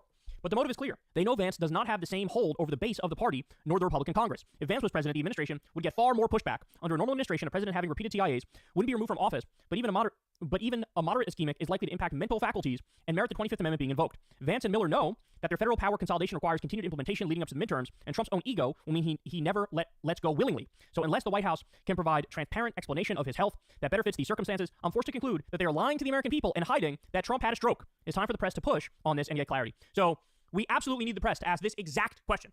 Exact question. He's saying he had a bunch of mini strokes, and now he had a mild ischemic stroke. And the symptoms are clear enough where if he were to talk to the press, you could tell something's off, right? Jake Tapper, where's your book on this? Jake Tapper, where's your book? Other people in the media, where are you? It's kind of crazy that there's already been so many signs of massive health issues with Trump, and the media hasn't asked dick about it. This is the same fucking scenario. I mean, everybody made a big deal when it was Biden, but the cover-up under Biden was more the Democratic staffers around him that were trying to cover it up. And then eventually, by the way, the Democrats all were like, yeah, you know what, it's time to move. As soon as there was health crisis come up about Trump's issue, the left would just jump on that real quick about it. It's very funny to me. They wait for Trump to have health issues so they could be like, hey, well, listen, you jumped on Biden like this. Well, listen, we'll hold that same, we'll do it the same with Trump. I agree that both guys shouldn't probably be in office if they're this old and they can't properly lead because of health issues. I can meet Kyle in the middle on that issue. Now, as far as J.D. Vance becoming president, I've already said this just leads to Palantir to fully be implemented into the intelligence agencies, and then we have a massive surveillance on their Palantir watch. They want a technocrat society. That's really what these technocrats want. Technocracy. Move on. They waited till the last minute, but they said, all right, you can't be the one anymore. So with some degree of accountability. On the Republican side, it's not just, Trump's Republican sycophants and staffers around him. It's also the media is not really digging that deep on this. They're not asking questions. Meanwhile, the internet is ablaze with people going, is homie still alive? Like, what's going on here? What is happening? He's never been away from the cameras this long, ever. All right, but we're still not done. So now let me show you this. The new picture of the president with Coach John Gruden is from August 23rd, not today. What's going on? So Trump shared a picture of him golfing with Gruden, but the picture, John Gruden had tweeted about it on August 23rd because that's when he golfed with Gruden. Trump was pretending like it was just the other day, or should I say, Trump's staffers were pretending like this golfing with Gruden just happened the other day. It gets fishy, bro. It gets fishy. There's a massive cover-up going on. All right, we got another one here. Ready? So this was on TikTok. Somebody has an interesting story to share about what happened at Walter Reed. Oh, somebody just commented this on my last post, and I want to know if anybody has any other confirmation about this. They're saying they were at labor and delivery at Walter Reed. Walter Reed keeps coming up as a reason why he was maybe staying in D.C. this weekend instead of going to Westminster, New Jersey. Because Walter Reed is in Bethesda, Maryland, which is right outside of D.C. So on Thursday, they were at labor and delivery, and Melania was there, randomly taking a tour, roaming the halls of Walter Reed in labor and delivery, and none of the nurses there knew why she was there. There was no, nobody, the staff was confused as to why she was even there. I mean, this is obviously a valid point, would she even be there visiting him? But the fact she could visit any hospital, and it wasn't like a press thing, a PR photo opportunity, is very weird. But that's another piece of this really weird, bizarre puzzle. What is even happening? I mean, I don't think she's there for affection. I would think she would be there for this confirmation. And the joy of seeing him hooked up to machines. She would get a lot of joy out of that. But is there any other confirmation about her being at Walter, about her being there on Thursday? Anybody else have any sightings? Because that is very bizarre. The fact she's even in D.C. Does she even, usually I thought she stayed as far away as possible. It was in New York. Then we also have this. J.D. Vance, Don Jr., Melania, Ivanka, and Tiffany haven't posted in over 2 days, which is unheard of.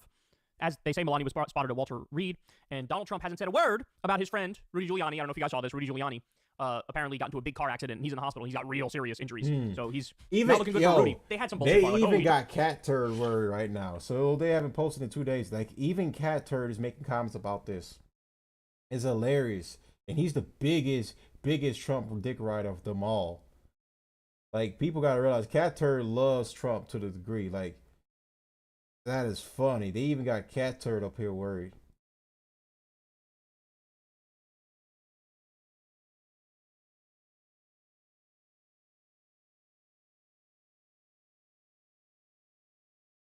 Give me just a moment. Guys, taking some stuff out. All right. Continue on. He tried to save a woman who was being assaulted domestically, and then he got into a car accident. Whatever the story is that they're making up here, no, I'm sure this had something to do with him trying to get a sex worker or something, and whatever. He was doing some fucked up shit, most likely, and then he got into a car accident, a really bad one. Trump hasn't said shit. He also said good night. He tweeted good night at 9:54 yesterday. Meanwhile, this is a guy who always stays up till like 2 a.m., 3 a.m. Something's off, bro. Something is very, very off. And so when you put everything together, the fact that you have, like, I don't know why J.D. Vance said those cryptic things this week, where he comes, hey, I have full faith and confidence in the president's health, but if I need to step in, I'm more than ready with all the on-the-job training that I had to do. Why are you talking about that now? You're talking about that now at the same time he disappeared from the public eye for the longest he ever has since 2015, and now we get all the speculation about his health, and you guys know, just like anybody who pays attention, even at a bare minimum level, knows. Of course, Trump would lie about this relentlessly. He doesn't want to ever appear weak, and he views sickness as weakness. In fact, he tweeted the other day, never felt better. I feel amazing. It's really incredible. I feel so great. And, as Corin said on Kyle the other day, it's like when Trump wears those. I like Kyle's expression of Trump. It was somewhat on point. The voice could be a little bit better. Has to say Trump was right about I give it like a 5 out of 10. everything. Corin said, that makes me think, motherfucker, you're wrong about everything. And I feel great. I never felt better. That, of course, has the same effect where it's like, how bad is it? How much time is left? Like, that clock is ticking, isn't it, dog? Like, you're really running out of time if you're saying shit like that. And so something's going on. Now, is it the mini strokes and the mild ischemic stroke thing? Possibly. That's possibly the case. I haven't really seen a better explanation to. Kyle seems like he's so happy that Trump is dealing with health issues right now. I'm just getting that feeling from this guy right now. He's just so happy Trump is dealing with health issues. At this point. But any other medical experts out there want to comment on this? So I will say, I reached out to a doctor to get their opinion on it, and I sent the whole thread, and I said, what do you think of this in your medical opinion? And basically the response was, I don't have enough information to be able to make a diagnosis. I would need more information than this. But then when I followed up and I laid out all of the circumstantial evidence about how there's the longest he's been away from the camera since 2015. Normally he can't help himself. He needs to be seen by the press. He needs to talk to the press. He hasn't done that in a really long time, longest since 2015. You bring up all the ancillary things around it with J.D. Vance saying I'm ready to step in. As soon as you bring up all the circumstantial evidence, the response basically became, yeah, something's up with his health. I don't know what it is, but something's definitely up with his health. So that's where we're at, y'all. That's where we're at. The press needs to start demanding answers because this is absolutely positively unacceptable. And we're just acting like it's normal. My guess is they're really doing their best to try to, whatever, if it is the stroke thing, they're trying to do their best to get rid of all the symptoms that they can before they get him back in front of the cameras again. But if this is as bad as what some people seem to think, he could be fighting for his life, bro. He could actually be fighting for his life. But I just don't know. I don't know yet. There's a lot of stuff there. It's very interesting. There's a lot of speculation we can have. Like, I'm all over that. But there's always that thing in the back of my head, which is like, this man's like the fucking plague. He's never going to go away. As Crystal says, I don't think he's ever going to die. Because it certainly feels like that. How, he's 158 years old and he's popping Adderalls and giving 12 rally speeches a day, and he never shuts the fuck up and all that stuff. It feels like, oh my God, we're never going to be rid of this guy. But I don't know, man. It's certainly not looking good. These people just really just wish death on you, he's man. struggling with something, and we would like to know the specifics and get some answers. Hey, y'all, do me a favor and like and subscribe. It helps out big time in the algorithm. Click the bell as well for notifications when videos drop, and watch that video on screen right now. You know you want to. These people literally just wish death upon you, man. If you're like of a different political spectrum than them, they literally just wish death upon you. Oh man, W stream indeed. All right, I guess we're in it off on right there. All right, be back tomorrow. Not important. Be back tomorrow. Some more news right now. What's going on? I was waiting to cover this. Oh yeah. We'll talk about Trump possibly want to turn Gaza into some corporate, some beachfront, whatever, turn into like some extravagant place. He want to turn the rubble of Gaza into like a corporate, pretty much like Saudi Arabia. Pretty much, he wants to turn it into like a lavish luxury resort. That's basically what he wants to do with Gaza. So we'll probably talk about that tomorrow. Among other things. Oh yeah, tomorrow I'll cover the update about what's going on in crime in DC and how everything's going with that. Deportations, we cover that too as well. And might cover some cultural stuff too as well. I don't usually mix culture with the politics stuff. That's usually like one day out of the week. But anyways, I hope everyone enjoyed tonight's show. I will see you guys tomorrow on the next one. Want to have a good rest of your night. And don't forget to smash the like button. Write in the comment section. Let me know how you think about the show tonight. Give me your feedback, whatever. The quality's fixed. Grateful for it. let's hope it can stay this way for the rest of the week, and I don't lose any more hair. Because I almost ripped my hair out earlier dealing with this crap. Well, I want to let everyone know to have a good rest of your day, and I'll see you tomorrow.